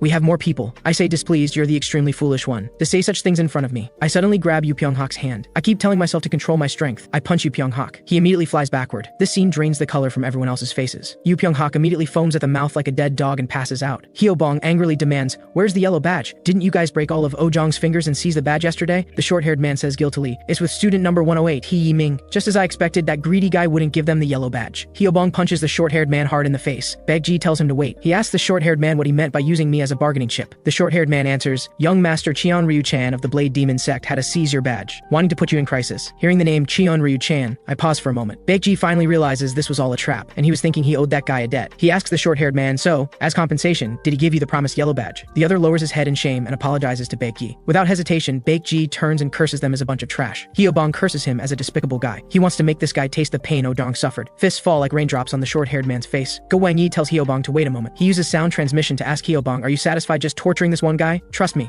I'll pull out everyone. He asks the short-haired man, do you believe in the agreement with young master Cheon Ryu-chan? Do you think he'll really give you the yellow badge? The short-haired man thinks since it was agreed, it should be fine. Go Wang Yi continues asking, since you have 20 people, he must have agreed to give you 2 yellow badges, right? The short-haired man doesn't know how to answer for a moment. The crowd immediately stirs in dissatisfaction. It won't really be just one, will it? Go Wang Yi sarcastically says, you were used like that and will fall apart. You're just pawns in young master Cheon Ryu-chan's hands that can be discarded anytime, right? The other side immediately reacts. They've been manipulated by that damned Cheon Ryu-chan. Seeing his goal achieved, Go Wang Yi reminds them that if they're really angry, they should take revenge. And so we have the current situation. Yeonpa asks what he's doing. They won't be used by yellow badges they can never get anymore. Yeonpa understands. These people seem to have been turned against each other. Hyobong mocks. Guys who can't get the instructor's badge because they lack strength and despicably gang up to attack others, yet talk about others sowing discord. He Yiming demands sharply, who are you saying lacks strength, you guy who ran faster than a rat? Go Wang Yi laughs loudly. He asks He Yiming, according to your words, no matter what happens, you absolutely won't run away like a rat, right? We weren't planning to let you go anyway. He Yiming doesn't understand how it became like this. Isn't now the time to run away alone instead of acting tough? But if he abandons his group members here, his third stage test will be ruined. Yeonpa also knows that if he fails this time too, there's no chance of becoming young master Cheon Ryu-chan's subordinate. He says friendly to the short-haired man G.E. Ran, we seem to have some misunderstanding. Young master Cheon Ryu-chan personally promised to take you as his subordinates. Why don't you believe it? G.E. Ran asks. Then will he give us 2 yellow badges? Yeonpa doesn't catch what he's saying. G.E. Ran questions him. To take our 19 people as subordinates, at least 2 badges are needed, right? Only then does Yeonpa understand. These guys betrayed because of this. If he can't persuade them now, the mission will definitely fail. But he also can't just promise them anything. He smiles and says, I will propose to young master Cheon Ryu-chan to let you all obtain 2 yellow badges. G.E. Ran is stunned by the word propose. Yeonpa thinks to himself, proposing is fine. This isn't a lie. Of course, whether young master Cheon Ryu-chan agrees has nothing to do with him. G.E. Ran answers, this proposal is indeed attractive, but can you withstand it? Yeonpa doesn't understand what withstand means. I explained to him it's asking if you can withstand me. Yeonpa's strength is not weak. He barely dodges this strike. He Yiming seizes the opportunity and strikes with his sword. I clamp down hard on his sword. I crush this sword with force. I stare at him coldly. He Yiming breaks out in cold sweat. He can't believe I crushed the wooden sword infused with 70% of his power. Another attack comes from the side. Baek Ki kicks him flying. He says coldly, "Your opponent is me." He Yiming curses him as a despicable guy for ambushing. He curses inwardly that his ribs are broken again. The situation is too unfavorable, but it's also hard to escape in this situation. The lackeys on both sides also start fighting. Yeonpa understands that Chan Yo-eun's group are like monsters. He can't handle them. No matter what, he must break through and escape. Baek Ji firmly suppresses He Yiming. Go Wangyi rubs his fists together, ready to join the fray. Hyobong presses his headband tightly. Hu Shuanghua, going into battle for the first time, is equally excited. They charge into the crowd. All three have decent strength. He Yiming is also quickly defeated. Yeonpa sees there's no chance to escape. Even resisting is futile. It will only cause more harm. Can't win anyway. Yeonpa decisively kneels and kowtows in surrender. I don't understand what he's doing. Yeonpa says humbly, "We lost. Please, as a successor candidate, be lenient." He thinks to himself, no matter how angry you are, the opponent has knelt and kowtowed in surrender. Surely you can't still attack? Hearing the words "be lenient," I feel baffled. I won't care about such things. Let them go. If you didn't want to fight, you shouldn't have done such despicable things in the first place. Yeonpa pretends to be confused in terror. Don't know what you're talking about. Moreover, the opponent has surrendered. I rebuke him to shut up. I smash his head hard into the ground. Yeonpa's entire face is buried in the ground. A moment of suffocation. The people on the opposite side lose all will to fight seeing this scene. I pull Yeonpa's head out. I carefully educate him. If you provoke others, you must pay the price. I haven't gotten serious yet. The thudding sounds of smashing continue for who knows how long. Yeonpa's face is unrecognizable. He curses, "You damn bastard. Do you think young master Cheon Ryu-chan will let you go for treating me like this?" I sigh as if hearing a joke. Right now, Cheon Ryu-chan is the strongest force in the Demon Path Academy. Yeonpa only hopes Cheon Yo-eun will feel a bit afraid. I thank him for his advice. Yeonpa sees the situation as bad and wants to say something. I don't give him the chance. I heavily smash his head down again. Yeonpa immediately passes out completely. If I had really used force, his head would have shattered. Other lackeys kneel to the side like stray dogs. I wonder about that guy He Yiming. Baek Ji says he's over there, because he kept resisting. I sealed his mute acupoint and paralyzing acupoint. He Yiming curses inwardly. If my ribs weren't broken, I wouldn't be in such a sorry state. Baek Ji asks if he should unseal the mute acupoint. I say no need. Nothing I want to hear from this guy. I grab He Yiming's hand. I hold his fingers. I rotate his fingers a perfect 180 degrees. Next are the other 9 fingers. This scene makes everyone else's blood run cold. He Yiming's pupils dilate in pain, but he can only curse him as a lunatic in his mind. I tell him, "Ojong should have suffered like you." No, getting beaten should be even more painful. Those who beat Ojong immediately break out in cold sweat. He Yiming swears he must kill this guy. He must. I smile looking at his punchable face. I slap him hard across the face. He Yiming's face immediately becomes crooked. I give orders to my group members. Go break one leg in the fingers of all He Yiming's group members.